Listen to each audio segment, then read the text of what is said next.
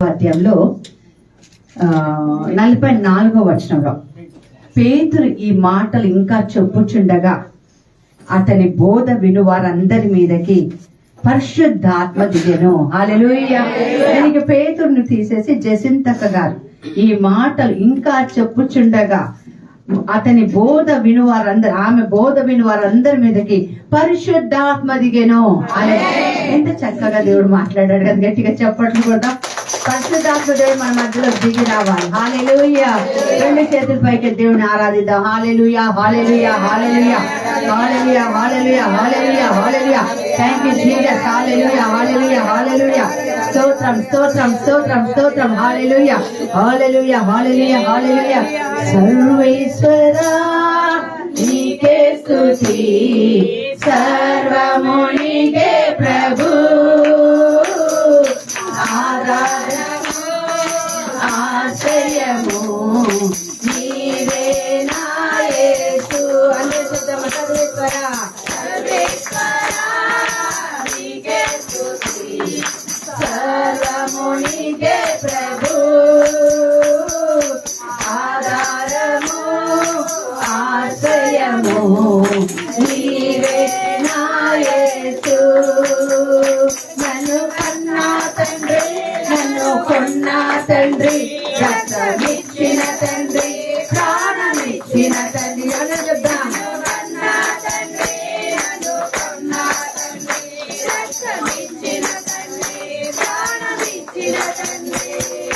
సర్వేశ్వరా నీకే స్తుతి, సర్వము నీదే ప్రభు,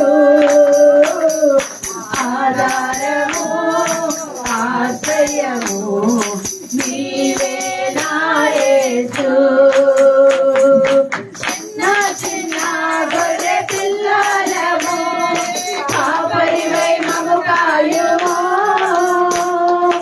అండాదనా అన్ని నీవే ఆదరించి సేద తీర్చుము. చిన్న చిన్న చిన్న చిన్న గొర్రె పిల్లలము కాపరివై మము కాయుము, అమ్మా నాన్న అన్ని నీవే ఆదరించి సేద తీర్చుము. నన్ను కన్నా తండ్రి, నన్ను కొన్నా తండ్రి, రక్తమిచ్చిన తండ్రి, ప్రాణమిచ్చిన తండ్రి. నన్ను కన్నా తండ్రి, నన్ను కొన్నా తండ్రి, రక్తమిచ్చిన తండ్రి, ప్రాణమిచ్చిన తండ్రి.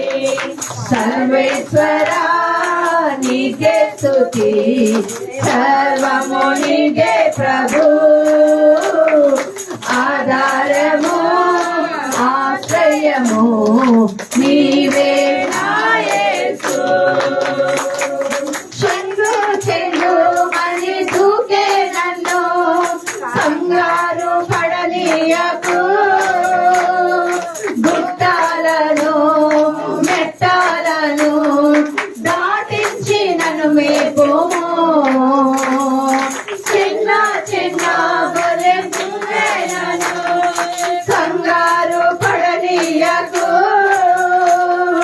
గుట్టాలను మెట్టాలను దాటించి నన్ను మేపుము. కన్నా తండ్రి, నన్ను కొన్నా తండ్రి, రక్తమిచ్చిన తండ్రి, ప్రాణమిచ్చిన తండ్రి. నన్ను కన్నా తండ్రి, నన్ను కొన్నా తండ్రి, రక్తమిచ్చిన తండ్రి, ప్రాణమిచ్చిన తండ్రి. సర్వేశ్వరా నీకే స్తుతి, సర్వము నీదే ప్రభు, ఆధారము ఆశ్రయము నీవే నా యేసు.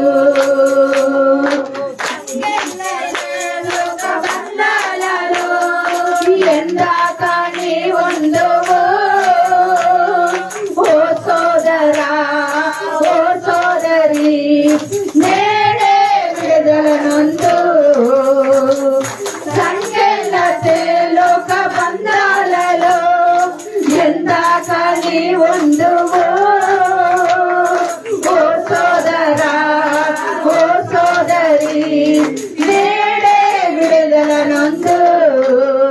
నన్ను కన్నా తండ్రి, నన్ను కొన్నా తండ్రి, రక్తమిచ్చిన తండ్రి, ప్రాణమిచ్చిన తండ్రి. నన్ను కన్నా తండ్రి, నన్ను కొన్నా తండ్రి, రక్తమిచ్చిన తండ్రి, ప్రాణమిచ్చిన తండ్రి. సర్వేశ్వరా నీకే స్తుతి, సర్వము నీదే ప్రభు. ఆధారము ఆశ్రయము నీరే నా యేసు, నీరే నా యేసు, నీరే నా యేసు, నీరే నా యేసు. హల్లెలూయా హల్లెలూయా హల్లెలూయా. రెండు చేతుల పైకి దేవుని hallelujah hallelujah hallelujah hallelujah hallelujah hallelujah hallelujah hallelujah hallelujah hallelujah. Thank you Jesus. Hallelujah రేవాకారా వషియారబా. Hallelujah hallelujah hallelujah hallelujah hallelujah hallelujah hallelujah. మేలు చేయక నీవు ఉండలేవయ్యా, ఆరాధించక నేను ఉండలేనయ్యా. చేతుల పైకి చెప్తావా? మేలు చేయక నీవు ఉండలేవయ్యా, ఆరాధించక నేను ఉండలేనయ్యా. యేసయ్యా యేసయ్యా యేసయ్యా యేసయ్యా యేసయ్యా యేసయ్యా యేసయ్యా యేసయ్యా. మేలు చేయక నీవు ఉండలేవయ్యా, ఆరాధించక నేను ఉండలేనయ్యా. పాపమును చేశాను నేను, నీ ముందర నా తల ఎత్తలేను. క్షమించగలిగే నీ మనసు ఓదార్చింది ఆరాధనలో. పాపములు చేశాను నేను, నీ ముందర నా తల ఎత్తలేను. క్షమించగలిగే నీ మనసు ఓదార్చింది నా ఆరాధనలో. నీ మేళకు అలవాటయ్యి నీ పాదములు వదలాకుంటే, నీ మేళకు అలవాటయ్యి నీ పాదములు వదలాకుంటే, నీకిష్టమైన దారి కనుగొంటి నీతో చేరి. యేసయ్యా. చేతుల పైకి దేశాన్ని పిలుద్దాం. యేసయ్యా యేసయ్యా యేసయ్యా యేసయ్యా యేసయ్యా యేసయ్యా యేసయ్యా యేసయ్యా. మేలు చేయక నీవు ఉండలేవయ్యా, ఆరాధించక నేను ఉండలేనయ్యా. మేలు చేయక నీవు ఉండలేవయ్యా, ఆరాధించక నేను ఉండలేనయ్యా. Hallelujah hallelujah hallelujah hallelujah hallelujah hallelujah hallelujah hallelujah hallelujah hallelujah hallelujah. Thank you Jesus. Hallelujah hallelujah hallelujah hallelujah hallelujah. Thank you Jesus. Hallelujah hallelujah hallelujah. Thank you Lord. Hallelujah hallelujah hallelujah. Thank you Jesus. Hallelujah hallelujah hallelujah. స్తోత్రం స్తోత్రం స్తోత్రం స్తోత్రం. ఆరాధించే వేళ యందు నీదు హస్తములు తాకాయి నన్ను. క్షమించగలిగే నాలో నేను పాపినని గ్రహించగానే ఆరా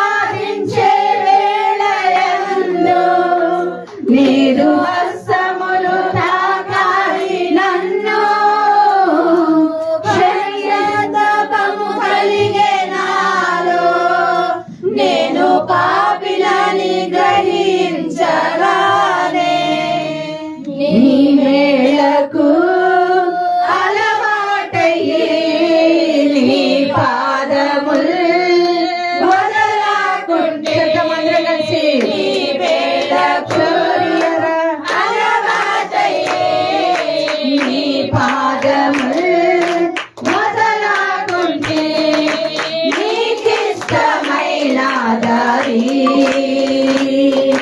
కనుగంటి నీతో చేరి యేసయ్యా యేసయ్యా యేసయ్యా యేసయ్యా యేసయ్యా యేసయ్యా యేసయ్యా యేసయ్యా మీరు చేయక నీవు ఉండలేవయ్యా ఆరాధించక నేను ఉండలేనయ్యా మీరు చేయక నీవు ఉండలేవయ్యా ఆరాధించక నేను ఉండలేనయ్యా. కళ్ళు మూసుకొని హృదయం మీద చేయించుకొని అవును ప్రభా అయ్యా నీ ఆరాధనలో ప్రభా మేము లీనమై తండ్రి మా ఆరాధన తండ్రి ప్రభా అయ్యా మా భక్తి ప్రభా అయ్యా మా సజీవ యాగముగా నీ సన్నిధిలో తండ్రి ప్రభా అయ్యా నువ్వు స్వీకరించే ఆరాధనగా అయ్యా మా బ్రతుకుతో మా జీవితంతో నేను ఆరాధిస్తుండగా తండ్రి అయ్యా నన్ను ఆరాధించుకోరు వారు ఆత్మందులు సత్యం నందు అన్నావు తండ్రి నాయన ప్రభా నీ దీన దాసురాలని ప్రభా ఈ రోజు మా ముందు తీసుకొచ్చిన విధానాన్ని బట్టి నీకు వందనాలు తండ్రి అయ్యా బిడ్డను ఆశీర్వదించండి అయ్యా మా కోసం ఏ వాక్యం అయితే అయ్యా బిడ్డ గుండెలో పెట్టుకొని తన ద్వారా మోసుకొని వచ్చావో ఆ వాక్యానికి మేము లోబడి ప్రభా కేవలం వినువారముగా కాకుండా విని ఆచరించే బిడ్డలుగా మమ్మల్ని దీవించండి నాయన అయ్యా గత వారంలో తన యూత్ రిట్రీట్ లో మీరు చేసిన కార్యాలు బట్టి నీకు వందనాలు నిన్నటి రోజున స్త్రీల కూడికను బట్టి నీకు వందనాలు తండ్రి నాయన ప్రభా ఈ రోజు వాక్య పరిచయం బట్టి నీకు వందనాలు ఏమిచ్చి మీరు నమ్మని తీర్చుకోగలం తండ్రి నీ కృపలో మమ్మల్ని భద్రపరచుకోమని యేసు నామమున ప్రార్థిస్తున్నాను తండ్రి ఆమేన్. దయచేసి అందరు కూర్చోండి.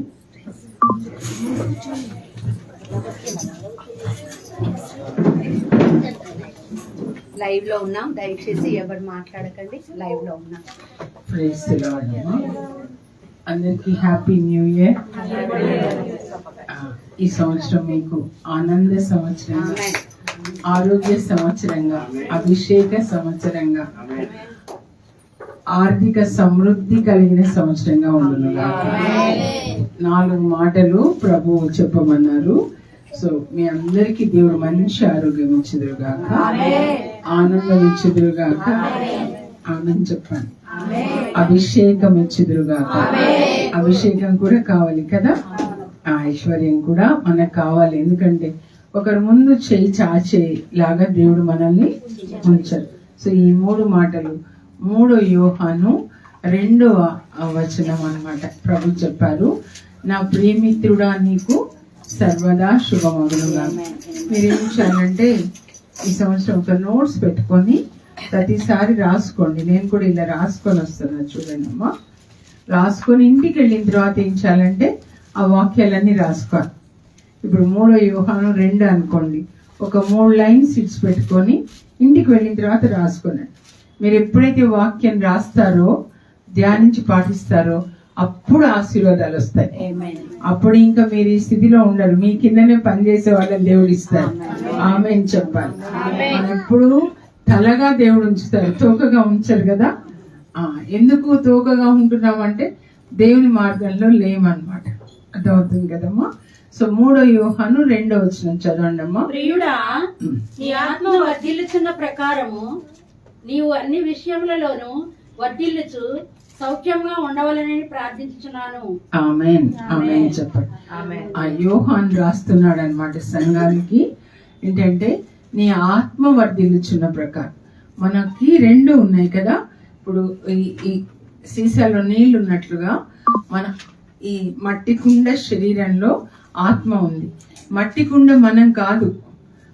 మన ఆత్మని మొయ్యడానికి అమ్మ కడుపులో మనకి ఈ మట్టి కుండ అనే శరీరం ఇచ్చారు. ఆత్మని దేవుడు పరలోకంలో సృజించారు. మన ఆత్మ, అందుకే మనం ఆత్మ పరలోకానికి వెళ్తుంది. మట్టిని తీసుకొని శరీరం చేశారు కాబట్టి ఇది మట్టిలోకి వెళ్ళిపోతుంది. కనుక మనం ఎప్పుడు శరీరంలో వర్ధిల్లుతామంటే ఆత్మలో వర్ధిల్లాలన్నమాట. ఆత్మలో వర్ధిల్లడం ఎలాగో అంటే దేవుని యొక్క వాక్యాన్ని ఏం చేయాలి, మనం పాటించాలి. ఏం చేయాలి చెప్పండి? ముందు చదవాలి కదా, ఫస్ట్ చదివిన తర్వాత ఏం చేయాలి? దాన్ని పాటించాలని. ఎంత పాటిస్తామో అంత మనకి ఆశీర్వాదాలు వస్తాయి అన్నమాట. చాలా వరకు ఏంటంటే వినడం వరకే. ఆదివారం వస్తే మనం వాక్యం వింటాము, తర్వాత మళ్ళీ దాన్ని పాటించాం కదా. సో పాటిస్తూ ఉంటే ఈ వాక్యం ఆత్మకి ఆహారం కాబట్టి ఆత్మ కూడా, మన ఆత్మ పెరుగుతూ ఉంటది. పసిపిల్లలు పెరుగుతూ ఉన్నారు మీరు అన్నం పెడితే కదా. ఆత్మ ఎప్పుడు పెరుగుతుందో మన ఈ లోక విషయాల్లో కూడా దేవుడు మనకి అన్ని విషయాల్లో అభివృద్ధి ఇస్తారు. అర్థమవుతుందా? ఆత్మని ప్రక్కన పెట్టి వాక్యం పాటించకుండా నాకు ఇది ఇవ్వు అది ఇవ్వు అని మనం అడగొద్దు. మనం అసలు అడగొద్దు. ఎందుకంటే దేవుడు మన తండ్రి. ఇప్పుడు మీరు మీ నాన్న పెద్ద ఏమున్నా కూడా మీరు ఆయనకు పుట్టారు కాబట్టి అదంతా మీద అవుతుంది కదా. మన రాజులుగా ఉండడానికి దేవుడు పిలిచారు. ఎందుకు తలగా ఉండకుండా తోకగా ఉంటారు అంటే క్రిస్టియన్స్ వాక్యం పాటించారు అన్నమాట. ఒక్క మాట నేను చెప్తాను, మీరు పాటిస్తారా? ఒక్కటే ఒకటి చెప్పండి. బైబిల్లో చాలా మాటలు ఉన్నాయి కదా, ఎంతమంది నేను పాటిస్తా అంటారు చేతులపై? ఒక్కటే ఒక మాట, మీరు సత్యం పలకండి. చెప్పండి. నాలుకతో అదొక్కటి రాసుకోండి. మొత్తం మీ లైఫ్ అంతా సత్యం మాట్లాడే వాళ్ళు తలగా ఉంటారు అన్నమాట. చెప్పండి, నేను సత్యంనే పలుకుతాను, అబద్ధాలు ఆడను. ఎందుకంటే 2 మందలు అన్నమాట. యేసు ప్రభు మంద. యేసు ప్రభు సత్యం కదా. నేనే సత్యం, నేనే అదే చూస్తున్నా. నేనే మార్గం, నేనే సత్యం. చెప్పండి. బైబిల్లో చదవండి, ఎక్కడ ఉంది అది చూస్తాను. ఎన్ని సంవత్సరాల నుంచి వస్తున్నారు చర్చికి, ఎక్కడుంది అది? ఇది తెలియలేదంటే మీకు బైబిల్ తెలియదు అసలు. యోహాను 14 అది కడరా భోజన సమయంలో బైబిల్. మీరు యవ్వనంలో ఉన్న వాళ్ళు ఇప్పుడు బైబిల్ చదువుకోకపోతే ఇంకా మళ్ళీ ఎప్పుడు చదవలేరు. బైబిల్ చదవండి. ఈ సంవత్సరం ఎట్లా అంటే మత్తయి సువార్త అంతా, ఈరోజు ఆదివారం వచ్చింది అనుకోండి, దినమంతా చదవండి. యేసు నేనే మార్గమును సత్యమును జీవమును. అంతే. ఆ 3 మాటలు ఏం చెప్పారు చెప్పండి? నేనే. మళ్ళీ రాంగ్ చెప్తున్నారు. నేనే ఫస్ట్ సత్యం ఉందా? ఎందుకట్లా రాంగ్ చెప్తున్నారు మీరు? ముందు మార్గం, నేనే మార్గము, నేనే జీవం. చెప్పండి మళ్ళా. ఎక్కడికి మార్గం అంటే పరలోకానికి అన్నమాట. సత్యం యేసు ప్రభు అన్నమాట. ఎందుకంటే ఆయన ద్వారా ఈ లోకమంతా సృజించబడింది అన్నమాట. అంత ఆయన మాట ఎంత సత్యం అంటే లాజరు వెలుపలికి రానగానే వెలుపలికి వచ్చాడు. అంటే ఆయనలో సత్యం ఉంది. ఒక వ్యక్తి లోపల సత్యం ఉన్నప్పుడు, అంటే సత్యం దేవుని వాక్యం కదా, సత్యం ఉన్నప్పుడు ఆయన మాట్లాడింది దేవుడు చేస్తారు. ఒకటి సత్యము యేసు ప్రభు యొక్క మంద, ఇంకొకటి అబద్ధాలు సాతాన్ యొక్క మంద అన్నమాట. అర్థమైందా? సో మీరు ఈ మందలో ఉండి, సాతాన్ మందలో ఉండి, ప్రభు నాకు అన్ని ఇవ్వండి అంటే మీరు సాతాన్ మందలో ఉంటే సాతాన్ ఏం చేస్తాడు? యోహాన్ 10:10 అన్నమాట. చెప్పండి. యోహాన్ ఇలా ఒక నోట్స్ తెచ్చుకొని రావాలి రాజీ అందరూ కూడా. మా గ్రూప్ లో కూడా ఇప్పుడు ప్రేయర్ గ్రూప్ ఉంటుంది మాకు 7:30 to 8:30. నేను రోజు హోంవర్క్ ఇస్తాను. అది హోంవర్క్ వాళ్ళు చేయాలన్నమాట. స్కూల్లో బయాలజీ టీచర్ ఇస్తాను. ఇప్పుడు కూడా హోంవర్క్ ఇచ్చిన వాళ్ళు చేసిన వాళ్ళు నేను చెప్తాను, దేవుడు మిమ్మల్ని ఆశీర్వదిస్తాను. ఒక సిస్టర్ అయితే మత్తయి సువార్త 10 అధ్యాయాలు అయిపోయినాయి అన్నమాట. మొత్తం ఉన్నట్టుగా రాస్తా ఉన్నారు. మీరు ఎప్పుడైతే రాస్తారో మీ హృదయంలో పరిశుద్ధ ఆత్మ వాక్యాల్ని రాసి మీరు పాటించే శక్తిని ఇస్తారు. లేకపోతే చర్చికి ఇట్లా రాగానే మీలో ఏ మార్పు కూడా రాదు. మన అన్ని చూడండి. యోహాన్ 10:10 చదవండి అమ్మా. దొంగతనము చేయుటకును హత్యను నాశనము చేయుటకును వచ్చును గాని మరి దేనికి రాడు. గొర్రెలకు జీవము కలుగుటనుకు అది సమృద్ధిగా కలుగును. నేను వచ్చి తినని మీతో నిశ్చయంగా చెప్పుచున్నాను. సరిగ్గా చదవలేదు, రాంగ్ చదివా. నేను జీవం నిచ్చుటకు దాన్ని జీవము కలుగుటకును ఆ, అది సమృద్ధిగా కలుగుటకును ఆ, నేను వచ్చి తిని ఆ, జీవం కలుగుటకును అది సమృద్ధిగా కలుగుటకును నేను వచ్చి. మీరు చదవడానికే సరిగ్గా రావట్లేదు అంటే మీరు ఇంకా ఎల్కేజీలో ఏబిసిడీలు కూడా రావట్లేదు అనమాట. అర్థమవుతుందా? నోట్స్ పెట్టుకొని దేవుణ్ణి ప్రేమించే వాళ్ళు మీ డబ్బు దేవుని కోసం, మీ టైం దేవుని కోసం, మీ శరీరం దేవుని కోసం వాడండి. ఒక్కటే ఒకటి చెప్తాను, మీరు ఎప్పుడు సత్యం మాట్లాడతారో అప్పుడు మీరు యేసు ప్రభు సత్యం కాబట్టి ఆయన మందలో ఉండే ఆశీర్వాదాలు వస్తాయి. మీరు ఎప్పుడు అబద్ధాలు ఆడతారో సాతాను ఎవరనంటే అబద్ధములకు తండ్రి అన్నమాట. యోహాన్ 8:44 చదవండి. ఆయన దేవుడు సత్యము, సాతాను అసత్యం. చెప్పండి. చాలా మంది ఆ బైబిల్ లేకుండా వచ్చారు, అది కరెక్ట్ కాదు. యవనస్తులా, అసలు బైబిల్ లేకుండా మీ పిల్లలకి బట్టలు ఎట్లా కొనిచ్చారమ్మా? మీ తల్లిదండ్రులు బైబిల్ కొనియకుండా బట్టలు, అన్నం ఎందుకు ఇస్తున్నారు? బైబిల్ కొనివ్వండి. వాళ్ళు కన్నగానే మీరు వాళ్ళకి బైబిల్ ఇవ్వండి. లేకపోతే ఈ సంవత్సరం చాలా యాక్సిడెంట్స్ అవుతాయి. వాక్యం లేని వాళ్ళు టక్కున సాహిత్యాన్ని చంపేస్తారు. డిసెంబర్ లోపల చాలా బిల్డింగ్స్ కూలిపోతాయి, యాక్సిడెంట్స్ అవుతాయి యవనస్తులకి. తర్వాత చాలా కాల్పులు, బిల్డింగ్స్, మనుషులు కాలిపోతారు. దేవుని వాక్యం లేని వాళ్ళు రేపు ఉంటారని లేదు గ్యారంటీ.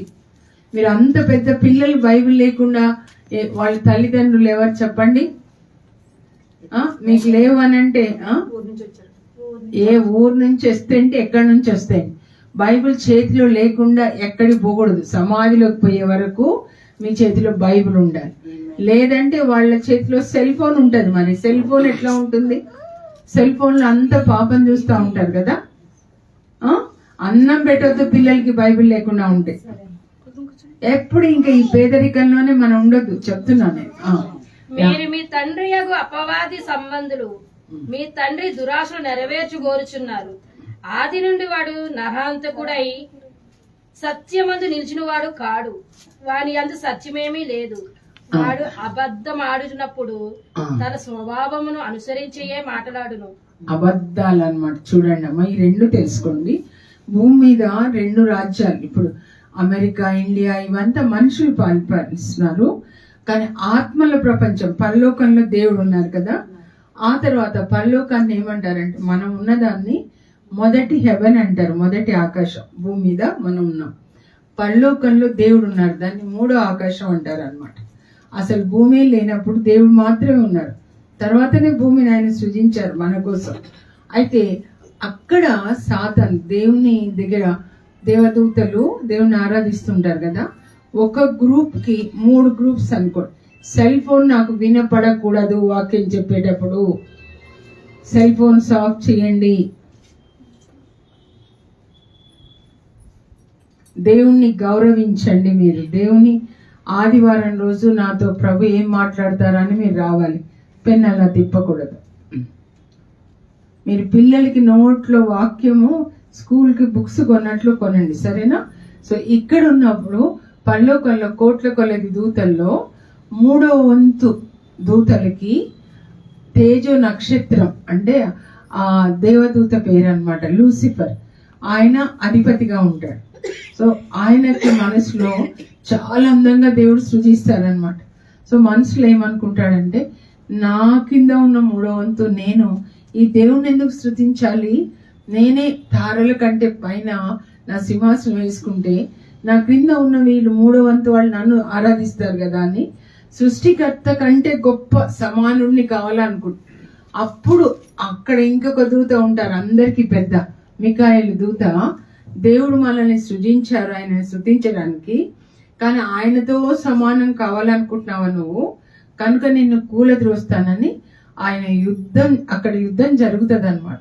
లూసిఫర్ కి మికాయేలు దూతకి. ప్రకటన 12 అప్పుడు ఈ మికాయేలు ఏం చేస్తాడంటే లూసిఫర్ ని తోసేస్తాడు.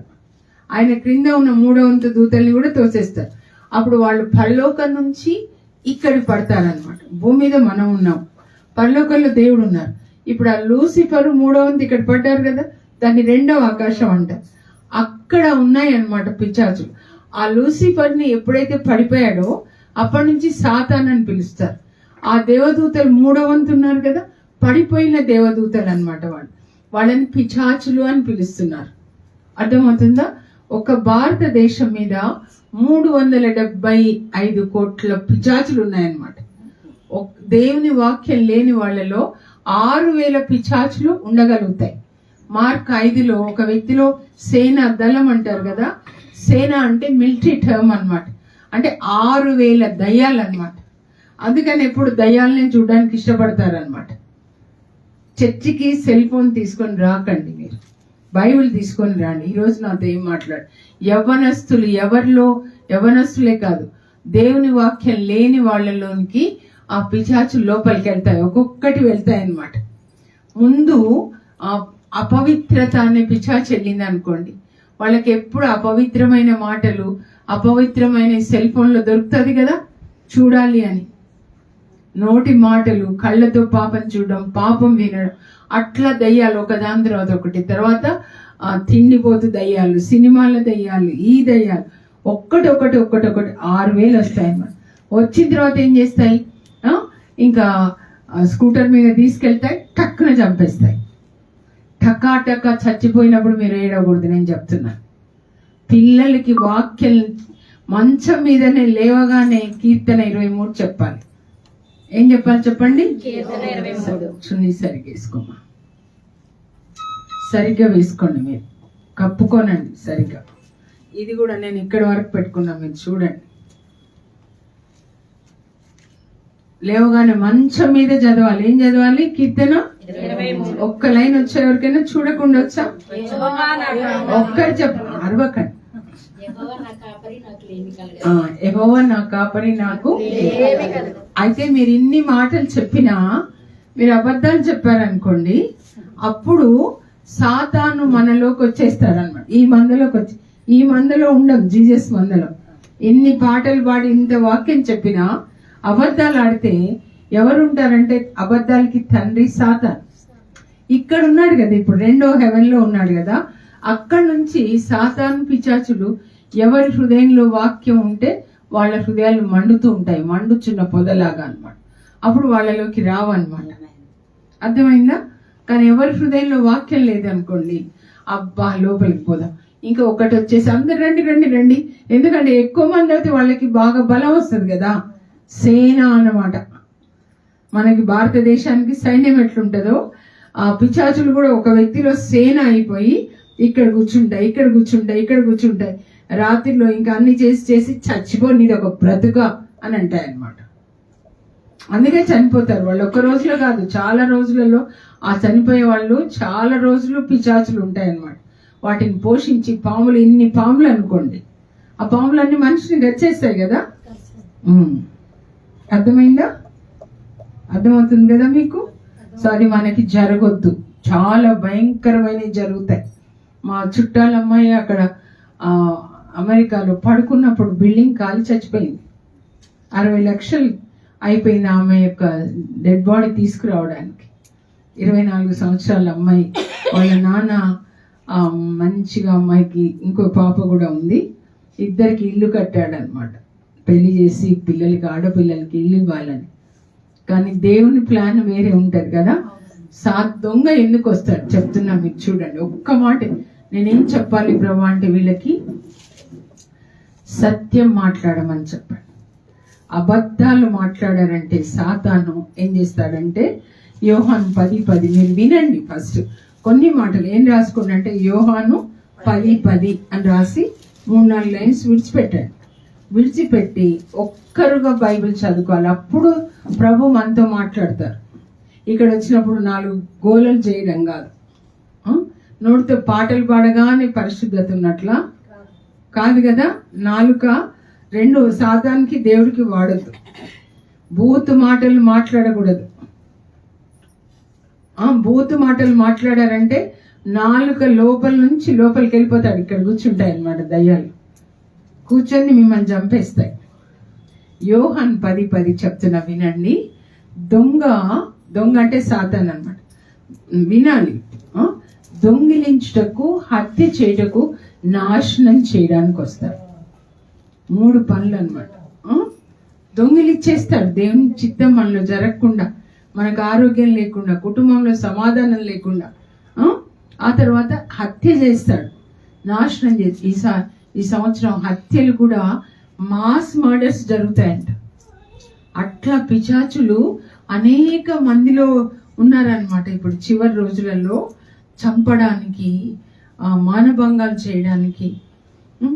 నాకు ఫోన్ అంటే చెప్తున్నా, ఒకటి కాదమ్మా, చాలా. ఏలూరు వైపు వాళ్ళు, బాబు బెంగళూరులో జాబ్ చేస్తాడంట. ఇంకా 2-3 ఉన్నట్లున్నారు రూమ్లో. వాళ్ళు అసలు పోటాకి వెళ్ళారంట, కేరళలో. మాకు రిట్రీట్ ఉంటుంది. వెళ్ళినప్పుడు నువ్వు కూడా రానన్నా అని టికెట్ కూడా బుక్ చేశారు. వీడు రాలేదు, బెంగళూరులో ఉన్నాడు కదా. ఇంకా రాత్రి జాబ్ నుంచి రాత్రి వచ్చేసాడంట. వచ్చిన తర్వాత పడుకోవచ్చు కదా, 12 అసలు రాత్రులలో పనిచేశారు. 2 o'clockకి డెవిల్స్ ఎవరు దొరికితే వాళ్ళని పట్టుకుంటాడు. రోడ్డు మీద ఎవరు, అది డెవిల్స్ టైం అన్నమాట. మీరు చూడండి, మానభంగాలు, హత్యలు, ఏది జరిగిన దొంగతనం 2 o'clock టక్కున పట్టేస్తాయి అన్నమాట. వాడు పడుకోవచ్చు కదా, 12 గంటలకు వచ్చాడు, మిగతా 2 పడుకున్నారు. వీడేం చేస్తాడంటే అప్పుడప్పుడు స్కూటర్ తీసుకొని నైట్లో రైడ్స్కి వెళ్తాడంట. అప్పుడు ఇంకా 2 o'clock వెళ్ళాడు అనమాట. చూడండి, డెవిల్ ఎట్లా తీసుకెళ్తుంది, నువ్వు లేరా లే అని తీసుకొని వెళ్ళి అండ్ ఇలా తిరుగుతారు కదా, కొంచెం చూస్తారు ఇట్లా అని. అంటే ఇన్ని దయ్యాలు ఉన్నాయన్నమాట వాళ్ళకి. వాళ్ళ చావు మూడింది అనుకోండి, ఇట్లా పోయే వాళ్ళకి. టక్కున రోడ్డుకి ప్రక్కన ఇట్లా తాకి కింద పడ్డాడు, రక్తం వస్తుందంటే ఫ్రెండ్స్కి ఫోన్ చేశాడు. 2 ఉన్నారు కదా, ఆ పిల్లలు పోవచ్చు కదా, వాళ్ళు వెళ్ళాల. మళ్ళీ ఎవరో 5 గంటలకి 4 గంటలకి ఒక వ్యాన్ వెళ్తూ పాపం ఏంటి అబ్బాయిని చూస్తే ఇంకా ప్రాణం ఉందట. ఫోన్ తీసుకొని ఎవరికి ఫోన్ చేశారు, వాళ్ళకి ఫోన్ చేసి వీళ్ళు హాస్పిటల్ తీసుకొని వెళ్ళారంట. వెళ్తే రక్తం అంతా పోయింది. కానీ అప్పుడు వెంటనే యాక్సిడెంట్ అయినప్పుడు 2 o'clockకి తీసుకొని వస్తే బ్రతికేవారు. తల్లి ఎంత గుండెలు పగిలేలాగా ఏడుస్తుందమ్మా. ఫోన్ చేసి నేనేం చేస్తాను, ఇంత పెద్దవాడు పూటకి రమ్మంటే రాలేదు, ఇట్లా రాత్రులలో అప్పుడప్పుడు వెళ్తాడంట. ఇది మీకు జరగకుండా చూసుకోండి. బైబిల్ లేకపోతే రానివద్దు రాజు. కావాలంటే నేను కొనిస్తాను. ఊర్లో ఏమైంది అయితే ఏమవుతుంది, చూడడానికి వస్తే మాత్రం ఎక్కడున్నా బైబిల్ తీసుకొని రావాలి. బైబిల్ బరువా, శరీరం 50-80 కిలోలు ఉంది. మీ ఎక్కడికి వెళ్ళినా బైబిల్ పెట్టుకోకుండా రావద్దు.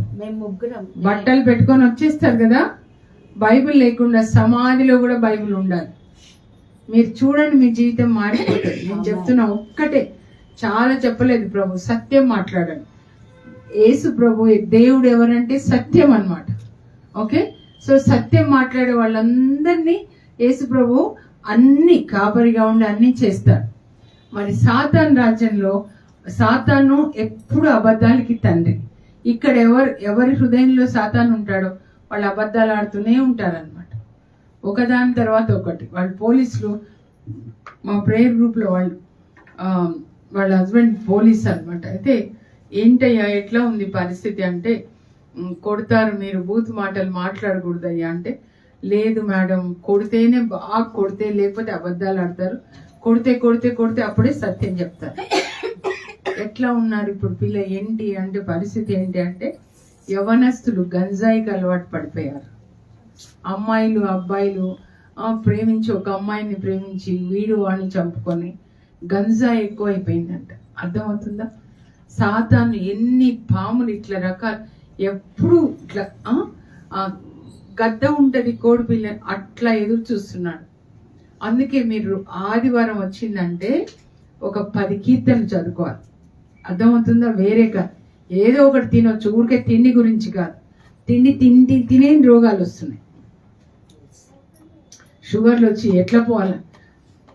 తక్కువ అసలు తినకుండా ఉండడం నేర్చుకోండి మీరు. మంచి నీళ్ళతో జీసస్ లేరు 40 రోజులు ఉపవాసం. నాలుకకి ఏంటి అంటే చెప్తున్నా, మీరు అబద్ధాలు అస్సలు ఆడకూడదు. అబద్ధాలు ఆడారంటే సాతాను దొంగిలించడానికి, హత్య చేయడానికి, నాశనం. మీ ఇంట్లో సాతాను అధికారిగా ఉన్నాడంటే మంచి జరగదు. ప్రాణం పోయినా సరే మీరు అబద్ధాలు ఆడకూడదు. 34వ కీర్తన 11వ వచనం చదవండి అమ్మా. మీ మంచి కోసం చెప్తున్నాను, ఎందుకంటే ప్రభు చెప్తారు తలగా ఉంచుతారండి మనల్ని, మన కింద అందరు పనిచేయాలి, మనం ఒకరి కింద ఉండకూడదు. 34వ కీర్తనమ్మ. తనయులారా అని ఉందా చూడండి, 11వ వచనం చదవండి. పిల్లలారా ఆ. మీరు వచ్చి నా మాట వినుడి, యెహోవాయందు భయభక్తులు మీకు నేర్పెదను.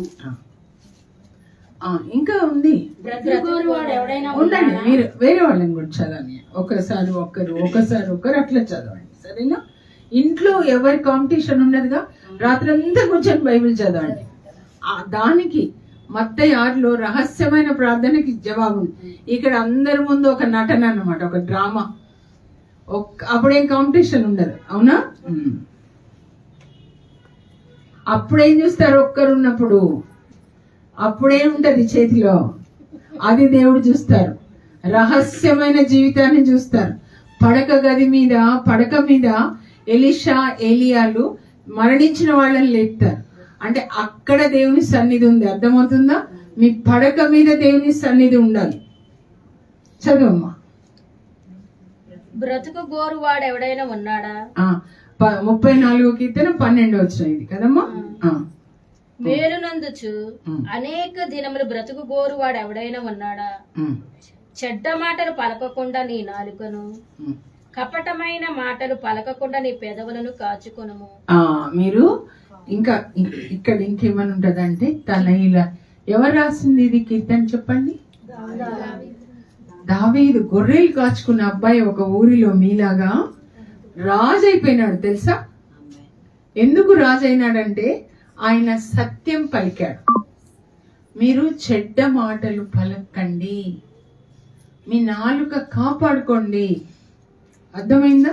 కపటపు మాటలు మాట్లాడొద్దు, అబద్ధాలు. కపటం అంటే ఒకరి ముందు ఒక మాట మాట్లాడి వెనకాల ఒకటి మాట్లాడతారు. అబ్బా మీరు ఎంత మంచి వాళ్ళండి, పోగానే మళ్ళీ అన్ని బూతు మాటలు. మీరు బూతు మాటలు మాట్లాడారంటే ఇంకా నరకంలోనే మీ పేరు రాయబడి ఉంటది. ఇక్కడ సాతాన్ స్టాంప్ వేస్తాడు, 6 స్టాంప్. అబద్ధాలు ఆడగానే మన మీద స్టాంప్ వేస్తాడు. ఇంకా అక్కడి నుంచి నాశనం మొదలు పెడతాడు.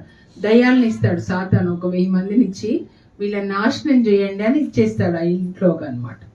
ఇది సత్యం మాట్లాడండి, అప్పుడు యేసు ప్రభు ఆ ఇంట్లో ఉండి దేవదూతల్ని ఇచ్చి మనకు అన్ని సాయం చేస్తారు. అర్థమైందా? ప్రాణం పోయినా సరే మీరు సత్యం పలకండి, చెడ్డ మాటలు మాట్లాడొద్దు, అబద్ధాలు మాట్లాడొద్దు. మీ ఇంట్లో అలా ఉండేటట్లు మగవాళ్ళు ఆడవాళ్ళు మీరు జాగ్రత్త పడండి. దేవుణ్ణి స్తుతించండి, బైబిల్ తీసుకొని చదివి. కళ్ళున్నాయి కూర్చొని వినడానికి, అయితే కళ్ళు లేకుండా చెవులే ఉండేవి కదా. కళ్ళున్నాయి కాబట్టి బైబిల్ చదువుకోండి, లేవగానే చదువుకోండి. దేవుడు యేసు ప్రభు. బైబిల్ ఎవరు అని అంటే యేసు ప్రభు అని చెప్పండి. బైబిల్ ఎవరు? మీరు బైబిల్ చదువుతున్నప్పుడు యేసు ప్రభు మీతో మాట్లాడతారనమాట, అర్థమైందా? సో ఇదంతా యేసు ప్రభు మాట్లాడుతున్నారు కదా. యోహాన్ 17:17 చూడండి అమ్మా. ఈరోజు అంతా సత్యం గురించే చెప్తున్నారు ప్రభు. 17 ఏంటంటే, మీరు ఈ అమ్మాయి బాగానే చదువుకుందా? ఈ అమ్మాయి చదువుకుందా?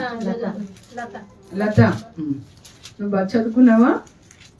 నువ్వు కాస్త మంచిగా ఉంటే మిగతా వాళ్ళని కూడా వెలిగించవచ్చు, అర్థమైందా?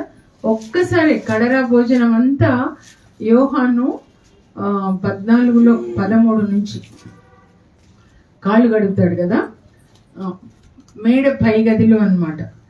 యోహాన్ 13 నుంచి 17 వరకు అది కడరా భోజన సమయంలో యేసు ప్రభు మాట్లాడింది. ఒక్క రోజంతా కూర్చొని అది చదువుకోవాలి. సెల్ ఫోన్స్ వద్దు, ఒక రూమ్ లో కూర్చోండి. చచ్చిపోయినా నేనని చెప్పండి ఎవరికైనా, అర్థమైందా? సెల్ ఫోన్ ఎంత మాట్లాడతారో సైతాన్ మీ పేర్లన్నీ రికార్డ్ చేస్తాడు. సిగ్నల్స్ వెళ్ళిపోతాయి తెలుసా, రికార్డ్ చేసి వీళ్ళని ఎట్లా పట్టాలో పట్టేసేయండి అని పట్టుకోమంటాడు. ఈయన తాగుబోతు ఫ్రెండ్స్ ఇవ్వండి, ఈమె తిండిపోతు ఫ్రెండ్స్ ఇవ్వండి, ఈమె ఇతరుల గురించి నాలుక సరిగ్గా లేదా అట్లాంటి ఫ్రెండ్స్ ఇవ్వండి. నాలుక వల్ల మీరు నాశనం కాకుండా జాగ్రత్తగా ఉండండి. చెప్తున్నారు. అర్థమైందా? దేవుణ్ణి స్తుతించండి. మీరు మంచిగా ఒక తల్లి ఇంట్లో స్తుతించే తల్లిగా ఉండాలి. ఏం చదవమన్నానమ్మా?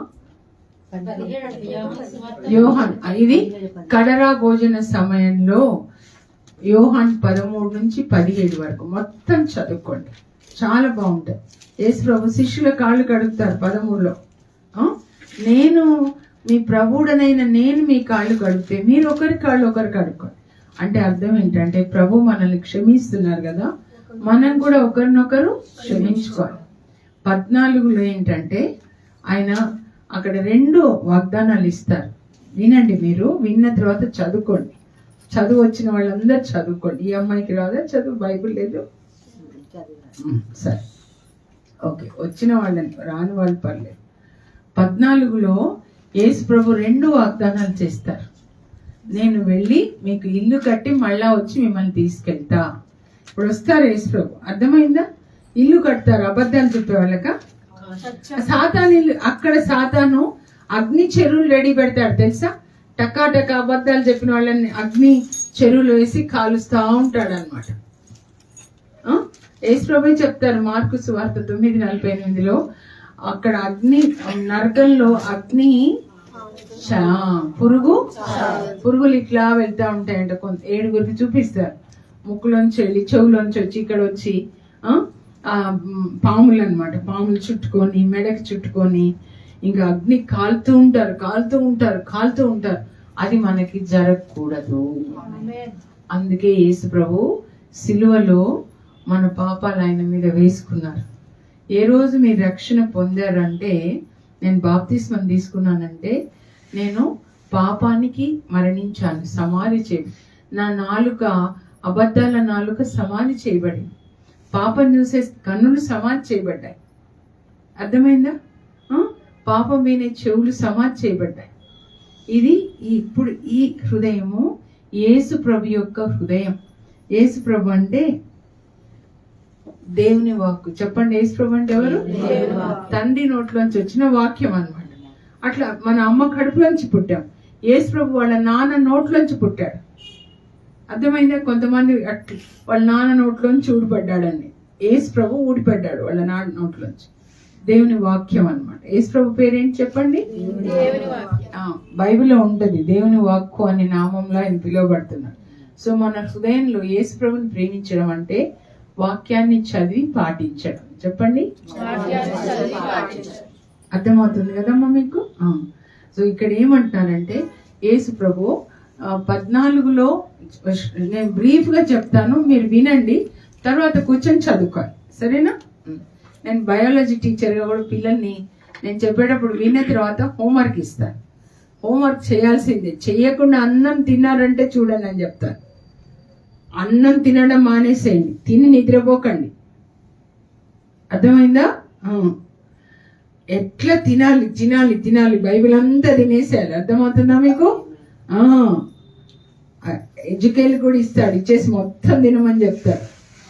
చదువు రాని వాళ్ళు ఎలా చదవలేరు, వాళ్ళు ఎలాగూ చదవలేరు. మీరు వచ్చు కదా, నువ్వు మంచి మాదిరిగా ఉండాలి ఇంకొకరికి. హల్లెలూయా. 14లో ఏం చెప్తారంటే 2 వాగ్దానాలు అన్నమాట. నేను వెళ్ళి మీకు ఇల్లు కట్టి మళ్ళా వచ్చి తీసుకెళ్తా, అప్పుడు నేనున్న చోట మీరుండు లాగునా మిమ్మల్ని నా ఎదుగు చేర్చుకుని.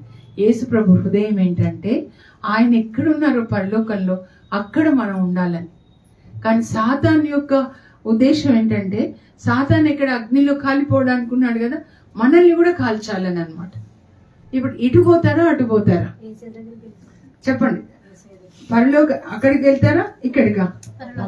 వెళ్ళాలంటే 4 ఏం చేయాలి? ఏం మాట్లాడాలి? ప్రతి నిమిషం మీరు చూసుకోండి. మీరు మాట్లాడినప్పుడు మన లోపల పరిశుద్ధాత్మ చెప్తాడు, అన్ని అబద్ధాలు చెప్తున్నావు. సత్యం అనుకోండి, సత్యం చెప్తున్నావు. నేనే మార్గం అంటే యేసు ప్రభు లాగా సత్యం మాట్లాడిన వాళ్ళే పరలోకానికి వెళ్తారు. సాతాన్ లాగా అబద్ధాలు ఆడిన వాళ్ళు నరకానికి వెళ్తారు. 2 ఉంటాయి. శరీరంలోంచి ఆత్మ బయటికి వస్తుంది ఒకరోజు. ఎవ్వరూ భూమి మీద ఉండడానికి రాలేదు. పరలోకంలోనే మనం పుట్టాము, అక్కడే దేవుడు మనల్ని సృజించారు.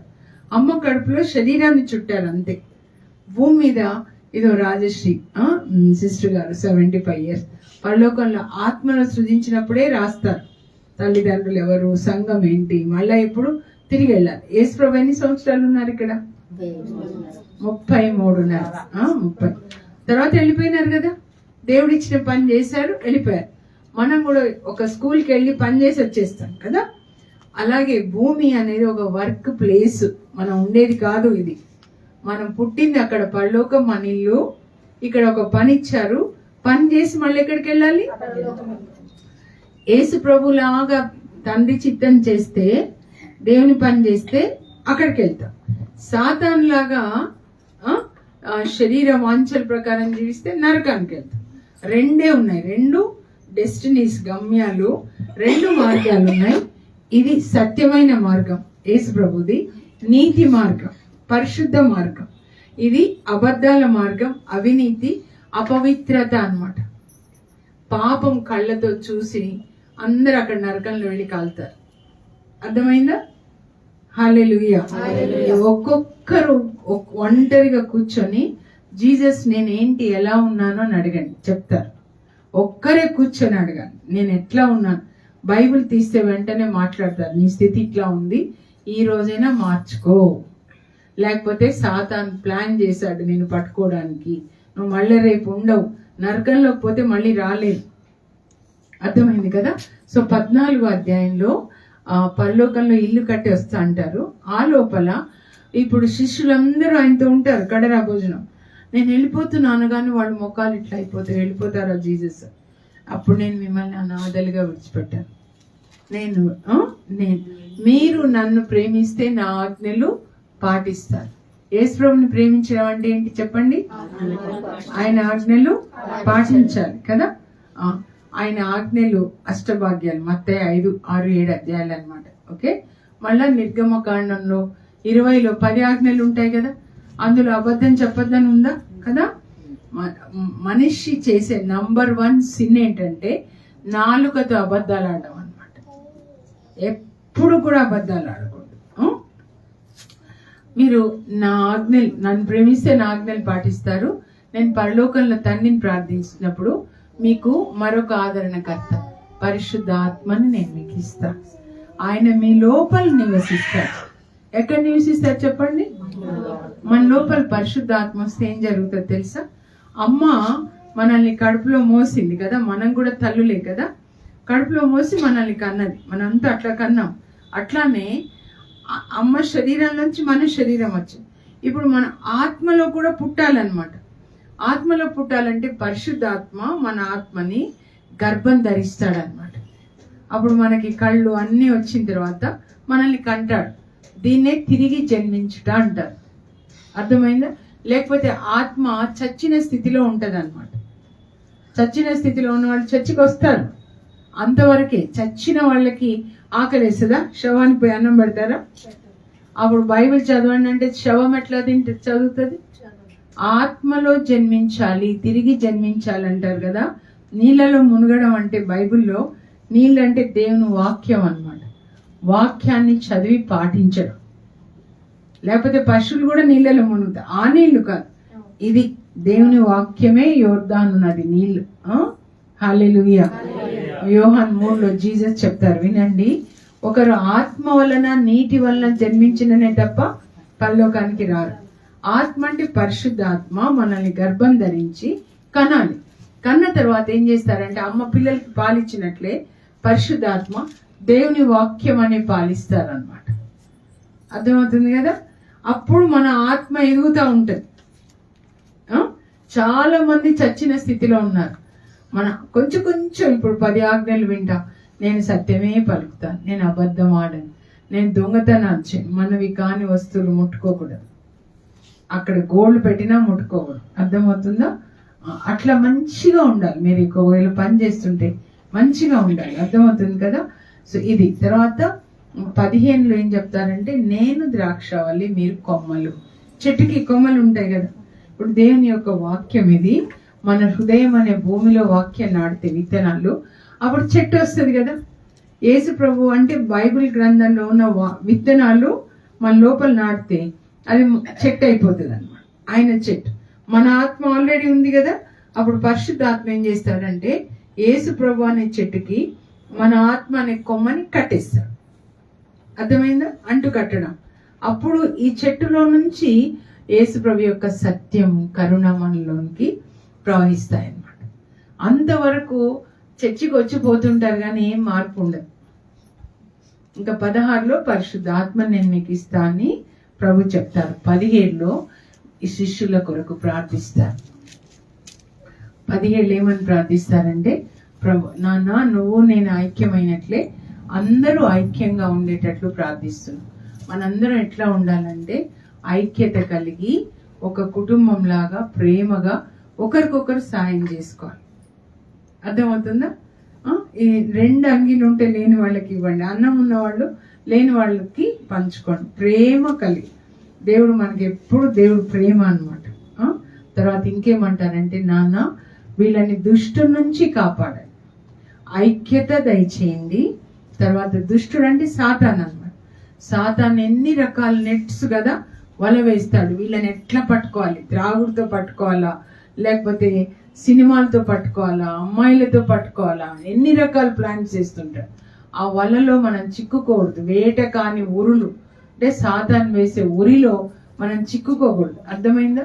ముందు ఇంట్లో తల్లి పరిశుద్ధంగా ఉంటే అప్పుడు భర్త పిల్లలు కూడా మారిపోతారు మెల్లమెల్లగా. తండ్రి బాధ్యత కన్న తర్వాత పిల్లలకి వాక్యం మీరు చెప్పలేదనుకోండి, మీరు దేవుడికి లెక్క చెప్పాలి. ఇంట్లో కూర్చొని ఆదివారం ప్రత్యేకంగా ఈరోజు ఈ దినం అంతా ఏంటి చెప్పండి? దేవుని దినం కదా, దేవునికి ప్రతిష్ఠిత దినం అన్నమాట. యెషయా 58లో ఉంటది 13-14లో, నా పరిశుద్ధ దినంన మీరు ప్రయాణాన్ని మానుకోండి, ముచ్చట్లు చెప్పుకొనుట మానుకొనండి, మానుకొనండి. నా పరిశుద్ధ దినాన్ని మీరు పరిశుద్ధపరిస్తే మిమ్మల్ని ఉన్నత స్థానంలో ఉంచుతా. ఎట్లా ఉంచుతారు చెప్పండి? చెప్పండి. మీరందరూ ఉన్నత స్థానంలో ఉండాలి. ఒక స్కూల్లో ఉంటే హెచ్ఎం గా ఉండాలి, ఒక ఎయిర్ హోస్టెస్ గా ఉండాలి, ఒక సీఎం గా ఉండాలి, ఒక పిఎం గా ఉండాలి. అర్థమైందా? దేవుడే ఉంచుతారమ్మా. యోసేపు ఎంత నీతిగా ఉంటాడు, గవర్నర్ అయ్యాడు కదా, అవునా? సో 17 చదవండి. నేను నేను తాగుతాను.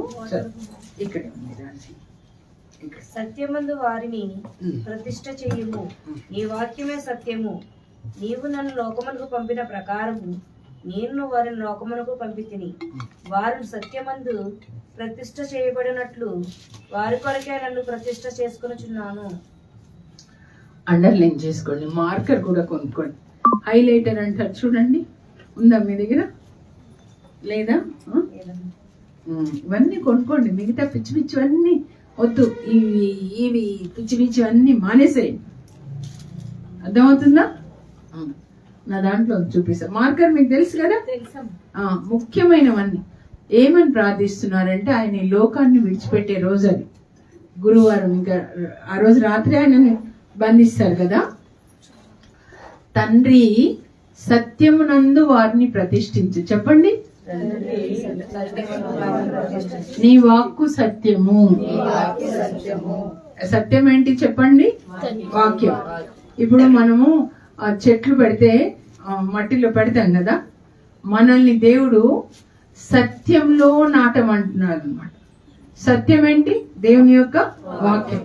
సత్యంలో మీరు నాటబడితే మీరు ఏటి ఒడ్డున నాటిన చెట్లలాగా ఎప్పుడూ ఫలిస్తూ ఉంటారన్నమాట. అబద్ధంలో నాటబడ్డారనుకోండి, అంటే సాతాను మిమ్మల్ని నాశనం చేస్తారు. సడన్ గా చనిపోయాడు, సడన్ గా యాక్సిడెంట్ అయింది, సడన్ గా రోగాలు వచ్చాయి, సడన్ గా కాళ్ళు పడిపోయినాయి, సడన్ గా వేళ్ళు సడన్ గా ఏం పడిపోవు. పాపం పండి పండి పండి ఒక రోజున శిక్షిస్తాడు సాతాను. అర్థమైందా? సో మీరు ఇటువైపైనా సత్యం వైపైనా ఉండాలి, అసత్యం అని. నోటికి ఏది వస్తే అది మాట్లాడకండి. యేసువా వందనం, యేసువా స్తోత్రం, తండ్రి ఈరోజు అట్లా. మళ్ళీ ఇక్కడ ఏమో పాటలు పాడతారు, నా కన్నా తండ్రి అని. మళ్ళీ ఈ ఇంటికి వెళ్ళిన తర్వాత ఇంకో భాష వస్తుందా? ఇంట్లో మీరేం భాష మాట్లాడారు? పని ఎక్కడన్నా మీరు చేస్తున్నారా? పని చేసే చోట మిమ్మల్ని యేసు, నేను కాలు నొప్పులు వేస్తా ఉంటే హైదర్గూడెం అపోలోకి వెళ్ళాం అనమాట. అమ్మాయి రిసెప్షనిస్ట్ పేరు రాసుకొని లోపల పంపిస్తారు డాక్టర్ దగ్గర. చక్కగా మాట్లాడుతుంది, లోపల తీసుకెళ్తుంది, ఇంకా బొట్టు లేదనమాట. ఆ ముఖము ఎంత ప్రకాశిస్తుందంటే ఎంత చక్కగా, డాక్టర్కి చెప్పా ఎంత చక్కగా మాట్లాడుతుంది ఆ అమ్మాయి, ప్రేమగా విసుక్కోట్లేదు. చాలా మంది ఉన్నారనమాట. క్రిస్టియన్ అమ్మ అంటే అవును అని చెప్పింది అనమాట. మీరు పని చేసే చోట వీళ్ళు ఏది ముట్టుకోరండి, మంచిగా పని చేస్తారు. అప్పుడు యోసేపు పోతీఫర్ ఇంట్లో పని చేశాడు కదా, తర్వాత మొత్తం గవర్నర్ అయిపోయినాడు కదా, అవునా? అట్లా దేవుని వాక్యము ఎవరు పాటిస్తారో, మీరు టీచర్గా చేరితే ప్రిన్సిపల్ అయిపోతారు. మీ సొంత ఇండ్లు మీకు ఇస్తారు, అర్థమైందా? దేవుడి చిత్తం కాదు మనం ఇట్లా చిన్న చిన్న పనులు చేయాలని. కానీ సాతాన్ రాజ్యంలో ఉన్నాం అన్నమాట. నోటి నిండా అబద్ధాలు, బూతు మాటలు, పాపం చూడడం. అందువల్ల సాతాన్ ఏం చేస్తాడంటే నాశనం చేస్తూ ఉంటాడు, తొక్కుతూ ఉంటాడు. ఉప్పు తన ఉప్పదనాన్ని కోల్పోతే బయట పారవేయబడి తొక్కబడు. సాతాన్ తొక్కుతూ ఉంటాడు అనమాట. ఉప్పదనం, మీలో పరిశుద్ధత లేదు, సత్యం లేదు, అర్థమైందా? అప్పుడు అలా చేస్తుంటాడు. ఎందులో సత్యమునందు నన్ను ప్రతిష్ఠించు. ఎందులో ప్రతిష్ఠించాలి? రాసుకోనండి. మీరు ఈ ఒక్క నోట్బుక్ కొనుక్కోండి, ఒక నోట్స్ 200 pages కొనుక్కోండి ఏమో, కొనుక్కొని ఇవన్నీ రాసుకోవాలి. నాది చూపిద్దాము బైబిల్ అని ఇట్లా అండర్లైన్ చేసుకుంటా అనమాట. కొన్ని ముఖ్యమైనవి అప్పుడప్పుడు చదువుకోవచ్చు కదా, అందుకోసం మనసు బాగాలేదనుకోండి, అట్లా అయిపోతూ ఉంటాం కదా కొన్నిసార్లు. అప్పుడు ఇదో తన బిడ్డని మర్చిపోతుందా, తను మర్చిపోయినా నేను నిన్ను నీ పేరు నా చేతిలో రాసుకో, నువ్వు నాకు అమూల్యమైన బిడ్డ. నేను చెప్పుకుంటాను, నేను దేవునికి అమూల్యమైన బిడ్డ, దేవుని చేతిలో కిరీటం లాగా ఉంటాను. నన్ను దేవునికి ఆనందదాయిని అని పిలుస్తారు. నిన్ను సృజించిన వాడు నీకు భర్త.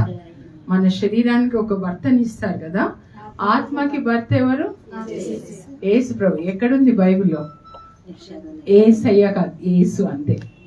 అయ్య ఎవరు? పరలోక తండ్రి. అయ్య మన నాన్న, సృష్టించింది ఆయన. ఈయన ఎవరంటే మన భర్త. ఎవరు చెప్పండి? నా యేసు నా భర్త. చెప్పండి. ఆయన సత్యం మాట్లాడుతున్నాడు, పరిశుద్ధంగా ఉన్నాడు, కరుణ కలిగి ఉన్నాడు. భార్య బజార్లో తిరుగుతూ అబద్ధాలు ఆడుతూ బజార్ ఆమెలాగా ఉంటే భర్తకి గౌరవం ఉంటుందా, అవమానం ఉంటుందా? నీ వల్ల ఆయనకి అవమానం కలగకూడదు. వాడు మీ యజమానులు ఎక్కడ పనిచేస్తున్నారు చెప్పాలి. యోసేపు ఆదికాండం 39లో పోతీఫర్ ఇంట్లో ఉన్నప్పుడు ఆ పోతీఫర్ గమనిస్తున్నాడు అనమాట. ఏం గమనించాడంటే, ఈయన అడుగు పెట్టిన తర్వాత విత్తనాలు వేస్తే బాగా పంట పండుతుంది. గొర్రెలు మేపుకోవడానికి పంపిస్తే గొర్రెలు పిల్లలు పడతా ఉన్నాయన్నమాట. పోతీఫర్ని దేవుడు యోసేపుతో ఉన్నాడు కనుక అక్కడ పోతీఫర్ ఆశీర్వాదాలు పొందాడంట. పోతీఫర్ పొలము, పుట్ర అన్ని కూడా, మీరు ఈమె మా ఇంటికి వచ్చిన తర్వాత మాకు మంచి జరిగిందండి అని మీ వాళ్ళు చెప్పాలన్నమాట. అప్పుడు పోతీఫర్ కింద ఒక 30 మంది పని వాళ్ళు ఉన్నారనుకోండి. ఈయనేమో రాజు దగ్గర పని చేస్తాడు, 3 నెలలకు ఒకసారి వస్తాడు. అప్పుడు మొత్తం తాళాలు కుత్తి యోసేపుకి ఇస్తాడు. నువ్వే పొలం పంట అమ్ముకో, గొర్రెలు అమ్మి నెల జీతాలు అన్ని మొత్తం లక్షలు ఆయన చేతికి ఇస్తాడు. అలాంటి సాక్ష్యంగా మీరు ఉండాలి. మా ఇంట్లో ఆయాలు కూడా అట్లానే ఇస్తాను. నేనేమి వాక్యం చెప్పడానికి వెళ్తాను, టీవీలో మళ్ళీ వచ్చేస్తాను, చీర కూడా అట్లా పెట్టేస్తే ఇవన్నీ వాళ్ళే లోపల పెడతారు. అవి అంత నమ్మకం. వాళ్ళు క్రిస్టియన్స్ కాదు, కానీ నాతో కలిసి ప్రార్థన చేస్తారు అనమాట. వాళ్ళు ఆయనకి బాగాలేకపోతే ప్రార్థన చేస్తే స్వస్థత.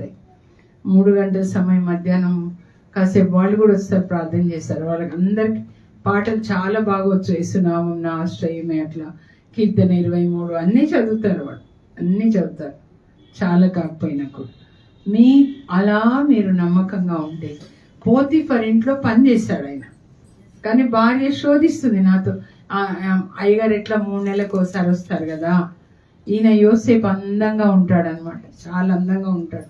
ఎప్పుడో ఒకసారి వస్తాడు కదా, నాతో పాపం చేయవా అని అడుగుతుంది ఆమె. అడిగితే ఏమంటాడంటే, అమ్మా యజమానుడు నన్ను నమ్మి తాళాలన్నీ నా చేతిలో పెట్టాడు, పొలము, గొర్రెలు అన్ని నిన్ను పెట్టలేదు. ఎందుకంటే నీవు ఆయన భార్య భర్త శరీరంలో ఎముక. ఆ ఎముక ఇంకొకరి శరీరంలో ఉండకూడదు. అది కాక నువ్వు అమ్మ నాకు. తర్వాత ఇది భగవద్ద్రోహం కాదా తల్లి? ఎందుకంటే నా హృదయంలో దేవుడు ఉన్నారు, నా దేవునితో నా శరీరం ఏకమైంది. అలాంటిది మళ్ళా నేను నీతో ఏకమైతే నా దేవుణ్ణి అవమానపరిచినట్లు కదా. సో నా దేహము నా దేవుడు, నా దేవునికి ఈ దేహాన్ని ఇచ్చాను. మళ్ళా నేను నా దేహాన్ని నీతో కలిస్తే నా దేవునికి ఎంత ద్రోహం చేస్తాను? నేను భగవంతునికి ద్రోహం చేయలేను తల్లి అని ఆమె ఇట్లా వాళ్ళకి పైన ఒక ఉంటది అనమాట, లాగితే ఇట్లా అనుకోండి పారిపోతాడంట. సిరా గ్రంథంలో ఏముంటదంటే ఈ పాముని చూస్తే ఎట్లా పారిపోతారో పాపం నుంచి అట్లా పారిపోండి. చేతిలో సెల్ ఫోన్ ఉందంటే మీరు పాముని మోస్తున్నారనమాట. కంట్రోల్ పెట్టుకోండి. ఫోన్ నేను కూడా చెప్తాను, నాకు ఫోన్ చేయాలంటే 4 to 6 మధ్యలోనే ప్రార్థన కొరకు, అది కూడా 2 నిమిషాలు చెప్పాలంతే. ఊరికే అసలు ఫోన్ ఎవరు వింటారు? ఇప్పుడు చెవుడోళ్ళు వచ్చినారు, బ్రెయిన్ స్ట్రోక్ వస్తుంది, చచ్చిపోతున్నారు. 40K 50K చచ్చిపోతున్నారు. క్యాన్సర్ వచ్చేస్తా ఉంది తెలుసా? సెల్ ఫోన్ దేవుడు సృష్టించలా. అర్థమవుతుంది కదా మీకు? హల్లెలూయా, యేసువా వందనం, యేసువా స్తోత్రం. తర్వాత ఏమైపోయింది? పాపం చేయనందుకు ఆమె ఏం చేసింది? అబద్ధాలు చెప్పి జైల్లో పెట్టించింది కదా. సాతాను ఏం చేస్తాడంటే పాపం చేయకపోతే మనల్ని శిక్షిస్తాడు. అప్పుడు దేవుడు పైనుండి చూడట్లేదా?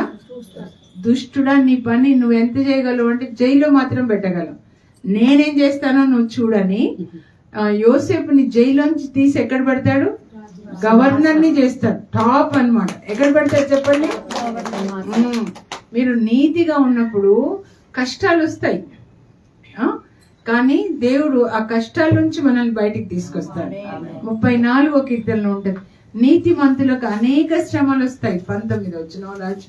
కానీ ఆ శ్రమలన్నిటి నుంచి దేవుడు మనల్ని విడిపిస్తాడు. మీరు ఎన్ని కష్టాలు వచ్చినా సత్యం మాట్లాడడం విడిచిపెట్టద్దు. యోనా కూడా సత్యం మాట్లాడతాడు తెలుసా. నన్ను తుఫాన్ వస్తుంది కదా, దేవుడు ఆయన ఇటు పోమంటే నేను ఇటు పోతా అంటాడు అనమాట. నా శరీరం చెప్పిన దేవుడు తుఫాన్ ఇస్తారు. తుఫాన్ ఇస్తే అందులో అందరూ పేర్లు రాసి ఎవరో పాపం చేశాము అందుకే తుఫాన్ వచ్చిందని ఒక పేరు తీస్తే యోనా వచ్చింది. యోనా నువ్వు ఎవరు అని అంటే ఇక్కడ ఉండడు, కింద సామాన్ పెట్టే చోట పోయి నిద్రపోతాడు. నువ్వెవరయ్యా అంటే దైవజనుడు అని. మేమందరం ప్రార్థన చేస్తుంటే తుఫాన్లో మునిగిపోతున్నామని నువ్వు ఒక దైవజనుడే నిద్రపోతావు. బుద్ధుందా నీకు?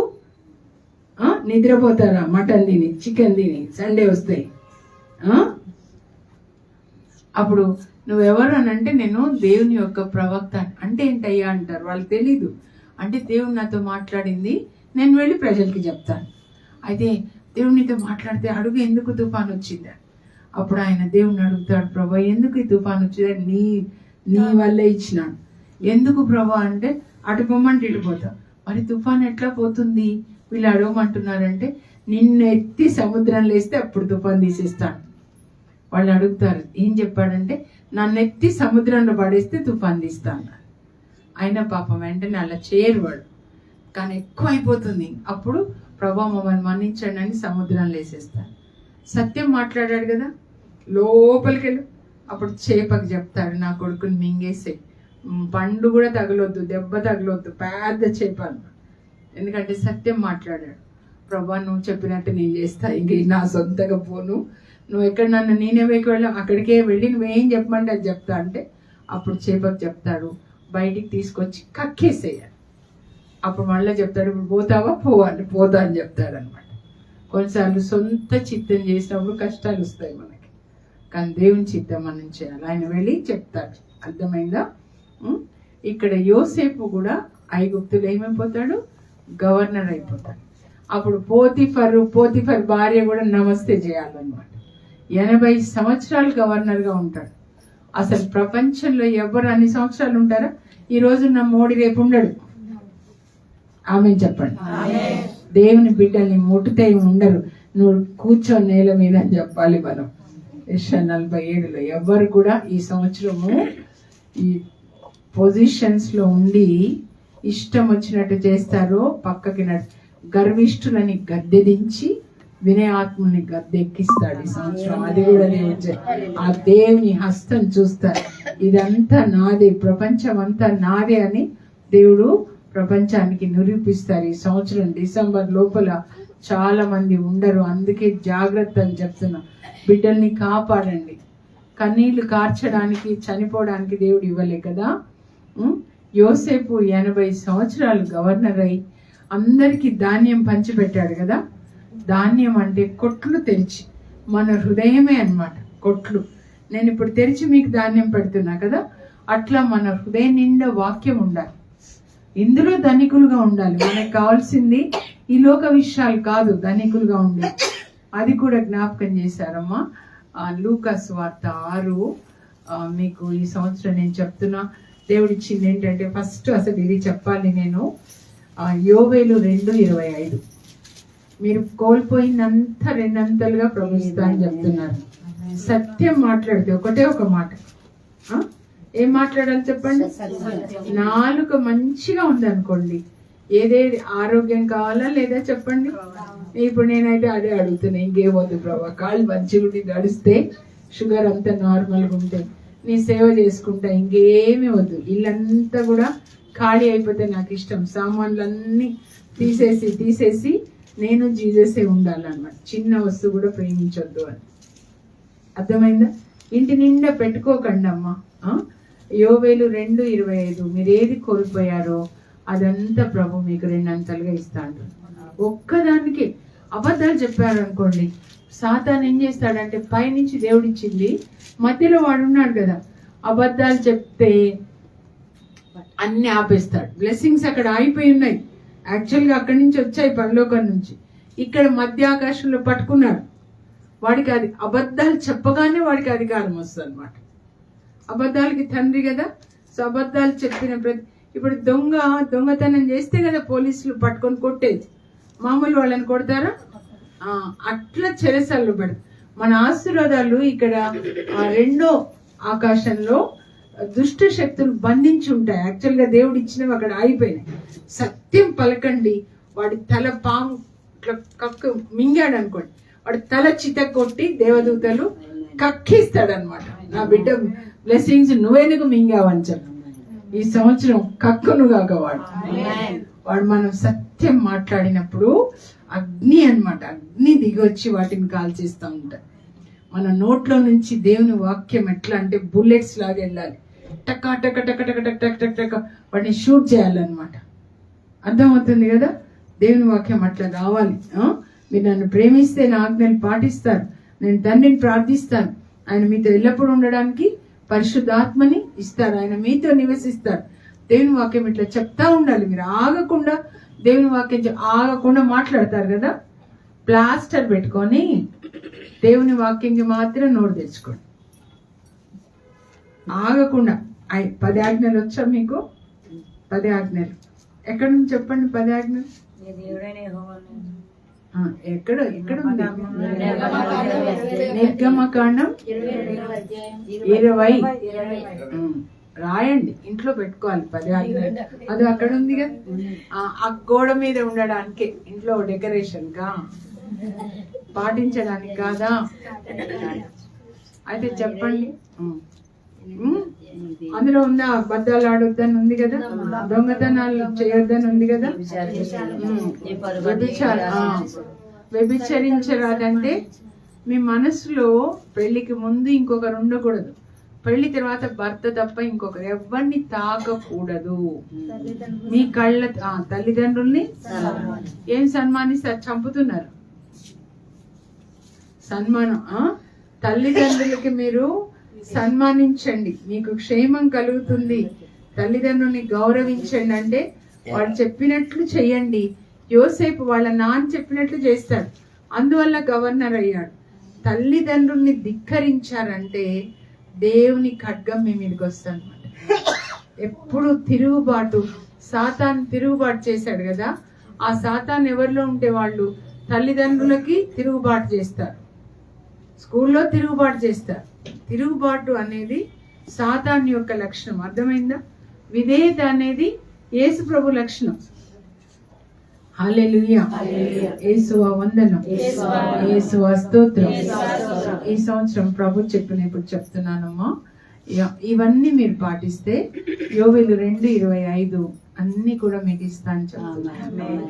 కోల్పోయింది. ఇంకొకటి ఏంటంటే రెట్టింపు ఘనతని ఇస్తానంటున్నాను.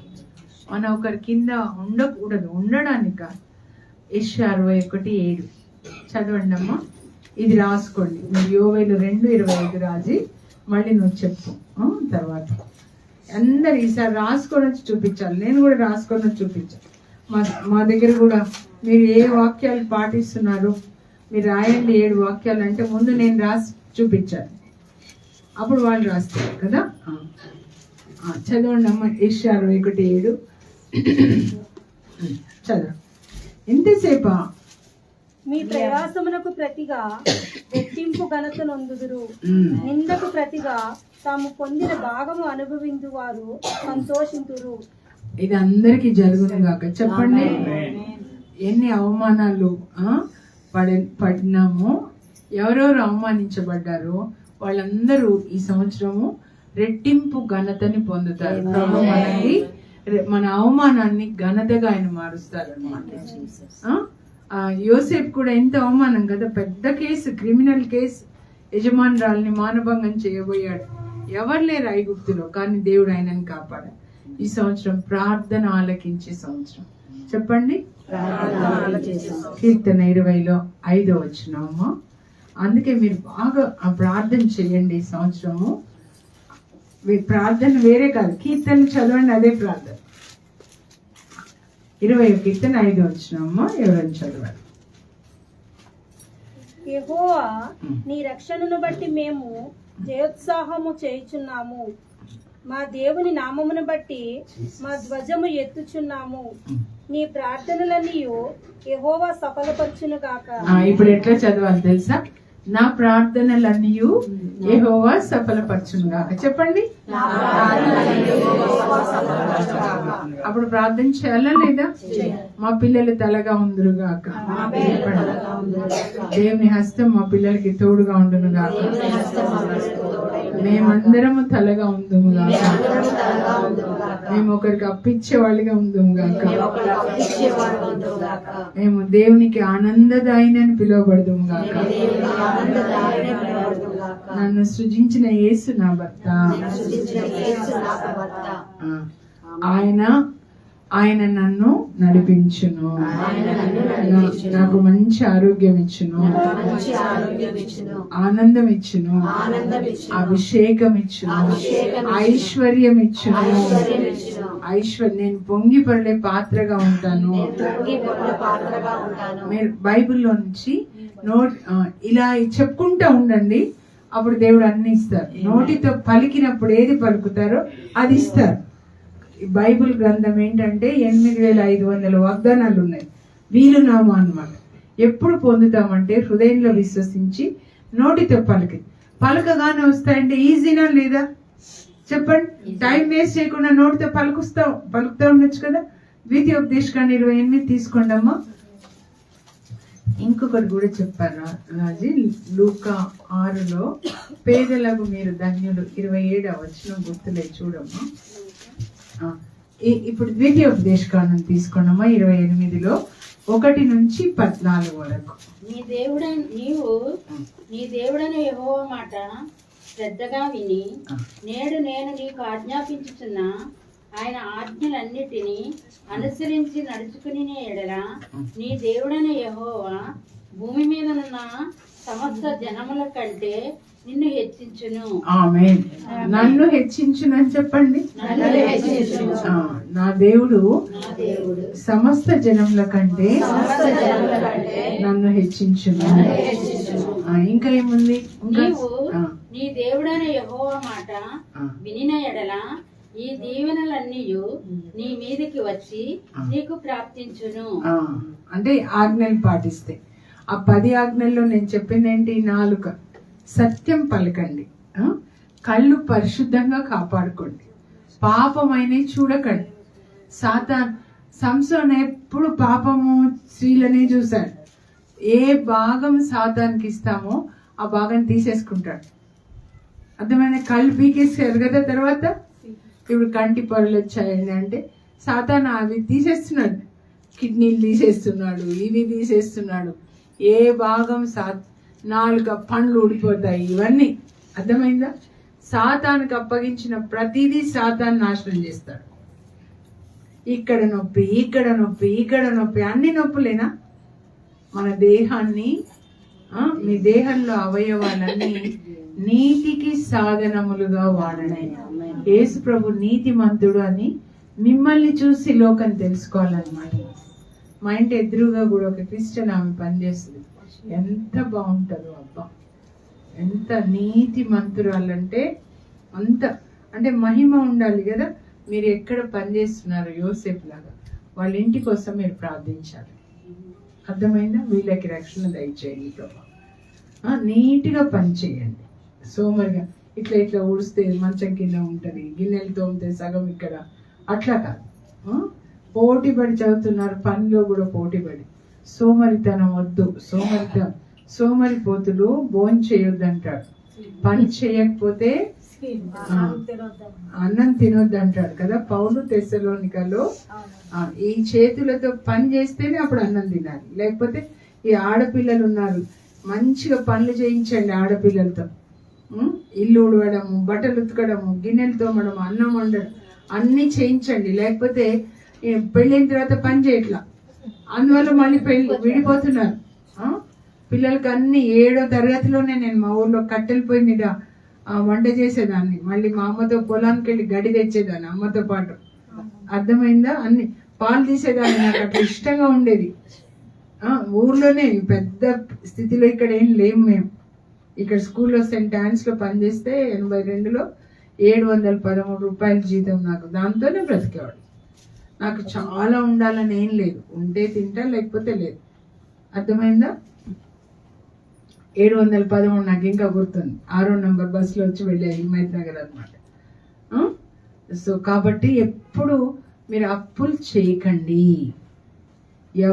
రోమా 13:8 చూడండి, చదవండి అమ్మా. 13:8 అప్పు చేయొద్దు, మీకు ఎంత ఉంటే అందులోనే ఉండండి. పేదలకు మీరు ధన్యులని ఎందులో ఉంది చూడాలి. అది ఇక్కడెక్కడ 21 పేదలకు మీరు ధన్యులు 620. అమ్మ ఇప్పుడు రోమా 13:8 నేను ఇవి రాసుకొని వచ్చాను కానీ చెప్పలేదు అసలు. ఒకరినొకడు ప్రేమించుట విషయంలో తప్పు మరేమియో ఎవనికిని అచ్చి ఉండవద్దు. అచ్చి ఉండదు అంటే ఇందులో ఏముంటది అంటే ఎవరికి ఏమి బాకీ పడి ఉండకండి. చెప్పండి పక్కన వాళ్ళకి. బాకీ ఉండద్దు. పక్కన వాళ్ళకి చెప్పండి, చెప్తాం. అది బాకీ పడొద్దు అంటే మీకు 700 వస్తే 700 ఖర్చు పెట్టుకోవాలి. అర్థమైందా? కొంచెం తక్కువే ఖర్చు పెట్టుకోవాలి. 1000 రూపాయలు వచ్చిన 500 ఖర్చు పెట్టుకోండి. 5 పక్కన పెట్టుకోండి. సడన్ గా హాస్పిటల్ పోవాలి, సడన్ గా ఏదైనా ఆ 10,000 అప్పు తీసుకుంటే ఎట్లా తీరుస్తావు నువ్వు? తర్వాత ప్రభు అప్పు తీర్చంటే నువ్వు అప్పు చేస్తావు, నేను అప్పు తీరుస్తాడా? ఎప్పుడు మీకు ఎంత ఉందో 10,000 వస్తే 5,000 ఖర్చు పెట్టుకొని 5,000 పక్కన పెట్టుకోండి. ఇప్పుడు ఎప్పుడు అనారోగ్యం వస్తుందో, పిల్లలకి ఫీజులు కట్టాలి, అర్థమవుతుందా? అనవసరమైన ఖర్చులు పెట్టుకోకండి. మంచిగా అన్నం తినాలి. యాక్చువల్గా ఆరోగ్యం ఎప్పుడు తెలుసా? ఒక రోజు ఒక అన్నంలో ఒకటే కూర తినాలి, ఒక్క కూర తినాలి, 2 తినకూడదు. అందువల్ల మనకి రోగాలు, ఎన్ని రోగాలు అబ్బా. హాస్పిటల్కి వెళ్తే వాళ్ళేమో లక్షలు తీసుకుంటున్నారు. చిన్న టెస్ట్ అంటే డబ్బులు తీసుకుంటున్నారు. అర్థమైందా? మంచి ఆరోగ్యం ఏంటంటే తక్కువ తినాలి. మదర్ తెరీసా సిస్టర్స్కి 2 చీరలు ఉంటాయి. తక్కువ సింపుల్గా ఉండండి. అర్థమైందా? జీసస్ని ప్రేమించండి, ఇంకేదేన్ని ప్రేమించకండి. డెవిలు వాళ్ళ బట్టలు చూడు, వీళ్ళ బట్టలు చూడు, నువ్వు చూసుకోపో అని చెప్పండి. నేను నా జీసస్ ని మాత్రమే చూస్తాను చెప్పండి. మీ చేతులు ఇట్లా చూసుకోండి, మీ చేతులు నా చేతులు ఇచ్చే చేతులు అని చెప్పండి. నా జీవితంలో నేను అప్పు తీసుకోను. అట్లా అని మాట తప్పారంటే అబద్ధాలు, మళ్ళీ సాతానికి అధికారం వస్తుంది. ఎప్పుడు కూడా మీరు అప్పు తీసుకోవద్దు, ఉన్న దాంతో మంచిగా ఉండండి. మళ్ళా భార్య భర్తల జీవితంలో ఇంకొకరు ఉండకూడదు. సినిమాలు చూడడం, సెల్ ఫోన్లు చూడడం చస్తారు. నేను చెప్తున్నాను, అట్లా చూసారంటే అవి చూసి చూసి ఒక ఆమె ఫోన్ చేస్తుంది, డెవిల్స్ అన్ని కనబడుతున్నాయంట, ఆమె చుట్టూ డెవిల్స్ కనబడుతున్నాయి, ప్రే చేయండి అని అడుగుతా ఉందన్నమాట. మరి దేవదూతలు వస్తారు ఈ సంవత్సరం, దేవదూతల సంవత్సరం తెలుసా? దేవదూతలు మనకి గుడ్ న్యూస్ తీసుకొని వస్తారు. లూకాసు వార్త మరియు తల్లికి తీసుకొస్తారు కదా, నీ ప్రార్థన ఆలకించబడింది. జకర్యాకు చెప్పారు, నువ్వు గర్భం ధరిస్తావమ్మా, నువ్వు కంటావు బిడ్డని. మరే తల్లి మీకు కూడా అట్లా మంచి గుడ్ న్యూస్ తీసుకొని వస్తారు. మంచి సత్యం పలకండి, నీతిగా ఉండండి, లేని వాళ్ళకి ఉన్న దాంట్లో చింత పెట్టండి, మీ సొంత ఇల్లు మీకు ఉంటుంది. హల్లెలూయా. మంచి ఉద్యోగాలు ఉంటాయి ఏమా, మీరు అట్లా మంచిగా ఉండండి ఎప్పుడు కూడా. హల్లెలూయా. చూడు రాజు, ఇంకోటి అబద్ధాలు ఆడకూడదు, తర్వాత ఎవరికి బాకీ ఉండొద్దు. అది రాశాను, చదవే ఒకసారి. తీతు 3:2 తీతు 3:2 చెప్పండి. తీతు 3:2 2 వచనం. ఎప్పుడు ప్రభు నాకు అదే చెప్తారు, ఎవరి గురించి చెడుగా మాట్లాడకండి చెప్పండి. నేను ఇప్పుడు బైబిల్ ఎట్లా చదువుకోవాలి, నేను ఎవరి గురించి చెడుగా మాట్లాడను చెప్పండి. సపోజ్ మనం చెడుగా మాట్లాడుతాం తెలుసా, ఇప్పుడు పిశాచులు అన్నిటికీ ఏమి ఇష్టం అంటే ఎవరు చెడుగా మాట్లాడితే ఇష్టం. మీరిద్దరు మాట్లాడుతున్నారు అనుకోండి, అక్కడ నుంచి ఒక 1000 దయ్యాలు వచ్చి కూర్చొని వింటాయి, అబ్బాయి ఎంత బాగుంది ఎంత బాగుందని. ఆ తర్వాత ఆ దయ్యాలు మిమ్మల్నే కొడతాయి అన్నమాట, మీ మీదే కూలి పడుతుంది. ఒక్కసారి మోషే వాళ్ళకు ఒక్క మాట మాట్లాడుతుంటాడు తమ్ముడు గురించి, దేవుడు వెంటనే కుష్ఠనిచ్చారు. అర్థమవుతుందా? సో మీరు చెడుగా మాట్లాడద్దు. అమ్మ కోసం కూడా మీరు చాలా ప్రార్థన చేయాలి. మీకోసం కష్టపడుతున్నారు కదా, మీరు ప్రార్థన చేయాలి. దైవజనుల పిల్లల్ని దీవించమని ప్రార్థించాలి. అన్ని ఆర్థికంగా కూడా ఒకరి ముందు చేయించే పరిస్థితి వద్దు ప్రభు, మీరు సహాయం చేయండి. ఫిలిప్పీ 4:19 ప్రకారము యేసుక్రీస్తునందలి తన ఐశ్వర్యం చొప్పున నా దేవుడు నా అవసరాలన్నీ తీర్చు. మీరు బైబుల్ ఏ వాక్యం రాస్తారు చూడండి అమ్మా, అది మీకు జరుగుతుంది తెలుసా. మీరు తెలుసుకోండి, నేను చెప్తున్నా దయచేసి రహస్యాలన్నీ మీరు రాసుకుంటూ ఉండండి. కూర్చొని ఎంత చెత్త మాట్లాడతారు చెప్పండి, ఆ టైంలో ఒక్కరు కూర్చొని రాసుకోండి. ఈరోజు 10 మాటలు మీరు అన్ని అవసరాలు ఆయన తీర్చనివ్వండి. అది ఏది రాస్తారో అది మీకు జరుగుతుంది. అర్థమవుతుందమ్మా? ఒక్క నోట్స్ కొనుక్కొని రాయండి. మీరు కూడా చదవచ్చు కదా, బాగానే చదువుతున్నారు. ఏమవుతుంది అంటే రాసినప్పుడు అది వెంటనే జరుగుతుంది. ఇంకేమున్నాయి రాజు అందులో? విజ్ఞాపన సంవత్సరం 1 తిమోతి 2:1-4. 1 తిమోతిలో 2:1-4 ఏంటంటే తను రాస్తుంది. నీ పేరేంటమ్మా? సుజాత అమ్మ, మంచి అమ్మాయి, గాడ్ బ్లెస్ యూ. ఈసారి నెక్స్ట్ నోట్స్ వస్తే నువ్వు ఇట్లానే డిక్టేట్ చేయి నెక్స్ట్ సండే రాజు. ఏమో ఇంకెప్పుడైనా ఎక్కువ టైం ఉంటుందా రాత్రి ఎంత కూర్చొని ప్రార్థన చేయడం? నైట్ ప్రేయర్ ఉంటుంది అక్కడ, ఎవ్రీ సాటర్డే ఉమెన్స్ కాన్ఫరెన్స్ ఉంటుంది. అప్పుడు ఏ టైంకి? 1:30 to 3. మంచి చాలాసేపు రాసుకుంటా ఉండాలని విజ్ఞాపించాలి. ఎందుకు తెలుసా, సాతాను పుత్రుడు చాలా మందిలో పనిచేస్తా ఉన్నారు. 2 తిమోతి 3 సాతాను పుత్రుడి పని అంతా అక్కడ ఉంటది అనమాట. 2 తిమోతి 3 1-7 వరకు ఏంటంటే వాడు మనుషుల హృదయాల్లోంచి ప్రేమ తీసేస్తున్నాడు. అసలు ప్రేమ లేనే లేదనమాట. ఈ అమ్మాయి నిన్న కుసుమ కూడా టీవీలో చెప్తుంది కదమ్మా, నేను చెప్పడానికి వెళ్తే తనది అయిపోయింది అనమాట. తను చెప్తుంది కుక్కట్పల్లిలో ఉండేవాళ్ళంట మామూలుగా, అయితే ఇప్పుడు విల్లాస్కి వెళ్ళిపోయారంట, పెద్ద పెద్ద ఇండ్లు అనమాట. విల్లాస్ లో భర్త రూమ్ వేరే, భార్య రూమ్ వేరే, పిల్లలది వేరే, ముసలాళ్ళది. ఆ భర్త చనిపోయినాడని ప్రొద్దున వరకు తెలియలేదంట. కాఫీ తాగడానికి అట్లా అని, అది కూడా ఫోన్లే అనమాట. అంత luxurious life, cell phone, TV, food. ఏంటి నేను ఇంకా రావట్లేదని చూస్తే చనిపోయినాడంట. అర్థమవుతుందా? సో మనం అట్లా ఉండకూడదమ్మా. ప్రేమ కలిగి ఉండండి. భార్య భర్తలు చేతి పట్టుకున్నారు దేవుని సన్నిధిలో, ఒకరికొకరు సాయం చేసుకోవాలి. ఇప్పుడు నాకు కూడా నేను నడవలేను అసలు, ఇంకా రోడ్ అంతా తవ్వుతున్నారు. ఇంకా ఎంత కష్టమో. మా హస్బెండ్ చూసుకుంటారు అనమాట నన్ను. ఆయననే కాఫీ ఇస్తారు, ప్రీచింగ్ పోయొచ్చానంటే కలిపి పెడతారు. ఇంకా ఇప్పుడంతా ఒకరికొకరు సేవ చేసుకోవాలి. వృద్ధులైన అమ్మ నాన్న ఉంటారు, చూసుకోవాలా లేదా చెప్పండి. ఇప్పుడు ఒక 60 ఏళ్ళు 70 ఏళ్ళు వస్తే బలం ఉండదు కదా. యవనస్తులు ఉన్నారు, నానమ్మ తాతయ్యని చూసుకోవాలి. స్కూల్లో కూడా నేను చెప్తాను, ఇప్పుడు కూడా స్కూల్స్ ఉన్నాయి మాకు, చెప్తాను నానమ్మకి మందులు ఇవ్వండి, దుప్పటి కప్పండి, సాయం చేయండి, దేవుడు మిమ్మల్ని ఆశీర్వదిస్తారు. వాళ్ళకి ఎంత సంతోషం ఉంటుంది నానమ్మ అని దుప్పటి కప్పేదనిస్తే. వాళ్ళు నోటితో అనపోయినా లోపల ప్రేమ ఉంటుంది కదా, అది అప్పుడు దేవుడు దీవిస్తారు అనమాట. ప్రేమించుకోండి భార్య భర్తలు. ఊరికే శరీర సుఖాల కోసం కాదు, ఒకరికొకరు సాయం చేసుకోండి. మగవాళ్ళు కూడా వంట దగ్గర సాయం చేయవచ్చు, అన్ని విషయాలు చేసుకోవచ్చు కదమ్మా. అమెరికాలో పని వాళ్ళు ఉండరు. ఇప్పుడు మా పాప ఉందనుకోండి, వంట చేస్తుంటే అల్లుడు గిన్నెలు దమ్ముతాడు, ఇల్లు ఉడుస్తాడు, బాత్రూమ్స్ కడుగుతాడు, ఎవరు ఉండరు. వాళ్ళు ఇక్కడ మాకు ఇంటి నిండా పని వాళ్ళు ఉన్నారు, మరి అక్కడ పోతే బాత్రూమ్స్ కూడా వాళ్ళే కడుక్కుంటారు, అన్ని వాళ్ళే చేసుకుంటారు. అయ్యో అల్లుడు గిన్నెలు దొంగతున్నాడు అనుకున్నాను ఫస్ట్. అక్కడ అల్లుడు లేదు, ఏం లేదు, ఎందుకంటే ఇద్దరు పనులు చేసుకుంటారు. అర్థమవుతుందా? మనం కూడా అట్లా ఒకరికొకరు సాయం చేసుకుంటూ ఉండాలమ్మా. అయిపోయిందా రాజు? అయితే ఇంకా లూకా 6:20 ఇది ఇది మాట జ్ఞాపకం చేశారు, చదవండి.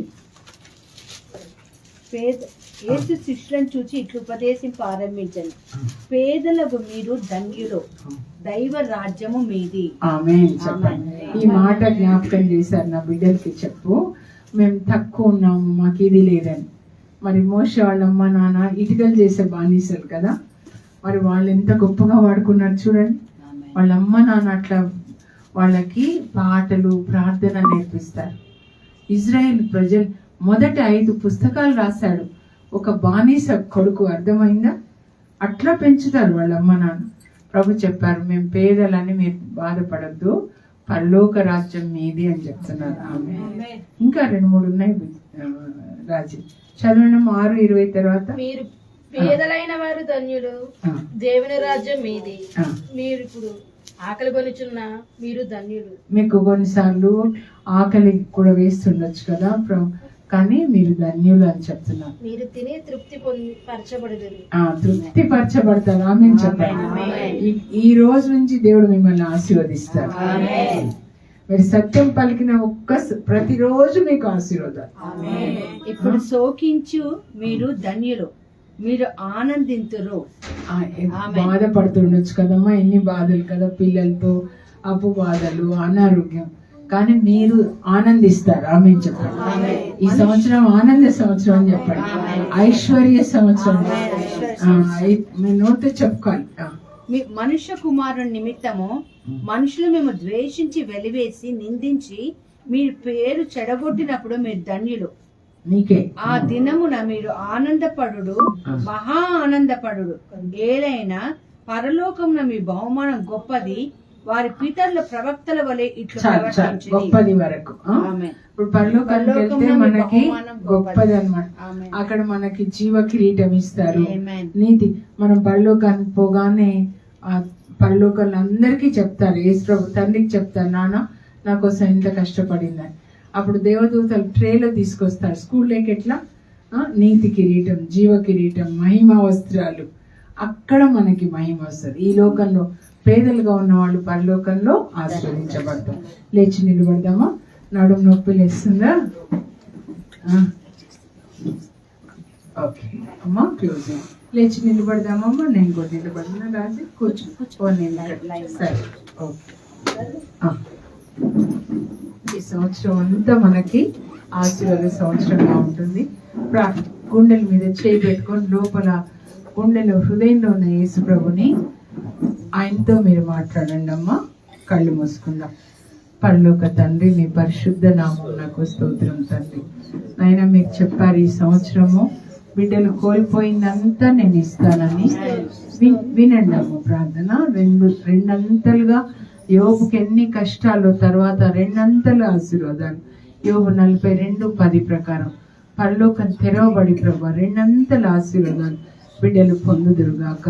మంచి ఆరోగ్యాన్ని దయచేయండి అయా, ఐశ్వర్యం దయచేయండి ప్రభా. ఫిలిప్పి 4:19 ప్రకారం యేసుక్రీస్తునందలి తన ఐశ్వర్యం చొప్పున నా దేవుడు మీ అవసరాలన్నీ తీర్చుదురుగాక. ఈ సంవత్సరం మాకు క్రొత్త అభిషేకం దయచేయండి. 92 కీర్తన 10లో చెప్పినట్లు అడవి ఎద్దునకి ఇచ్చిన బలం ఇచ్చి క్రొత్త తైలంతో నేను అభిషేకిస్తున్నాను. రాజశ్రీని, ఇక్కడ ఉన్న అందరినీ కూడా ఆస్వాదించాడు. ఈ బిడ్డలు పొంగి పొరలే పాత్రలుగా ఉందరుగాక. ఎంత అవమానం పొందారో రెట్టింపు ఘనత ఈ సంవత్సరం ఈ బిడ్డలు పొందుదురుగాక. అందరికీ సొంత గృహాలు దయచేయండి ప్రభా తండ్రి. మంచి జాబ్స్ దయచేయండి, బిజినెస్ దయచేయండి ప్రభా. వాళ్ళ క్రిందనే అనేక మంది పనిచేసేటట్లుగా బిడ్డల్ని తలగా ఉంచండి యేసయ్య. ఈ దినం మొదలుకొని నేను మిమ్మల్ని ఆశీర్వదిస్తానని చెప్పారు. ఈ దినం మొదలుకొని బిడ్డల్ని, ప్రతి కుటుంబాన్ని ప్రభా, ఇంటి యజమానుడిని నాయనా, ఇల్లాల్ని ప్రభా, పిల్లలని మీరు ఆశీర్వదించండి. యవ్వనస్తులు ప్రత్యేకంగా దానియేలులాగా అభిషేకించండి. యోసేపు లాగా ఫలించే కొమ్మలుగా ఈ బిడ్డలందరూ గాక. ఆడపిల్లలందరూ నైనా ఎస్తేర్ రాణిలాగా పిల్లల్ని హెచ్చించండి. యేసు పరిశుద్ధ నామంలో అడుగుచున్నాం తండ్రి. God bless you once again. Happy new year.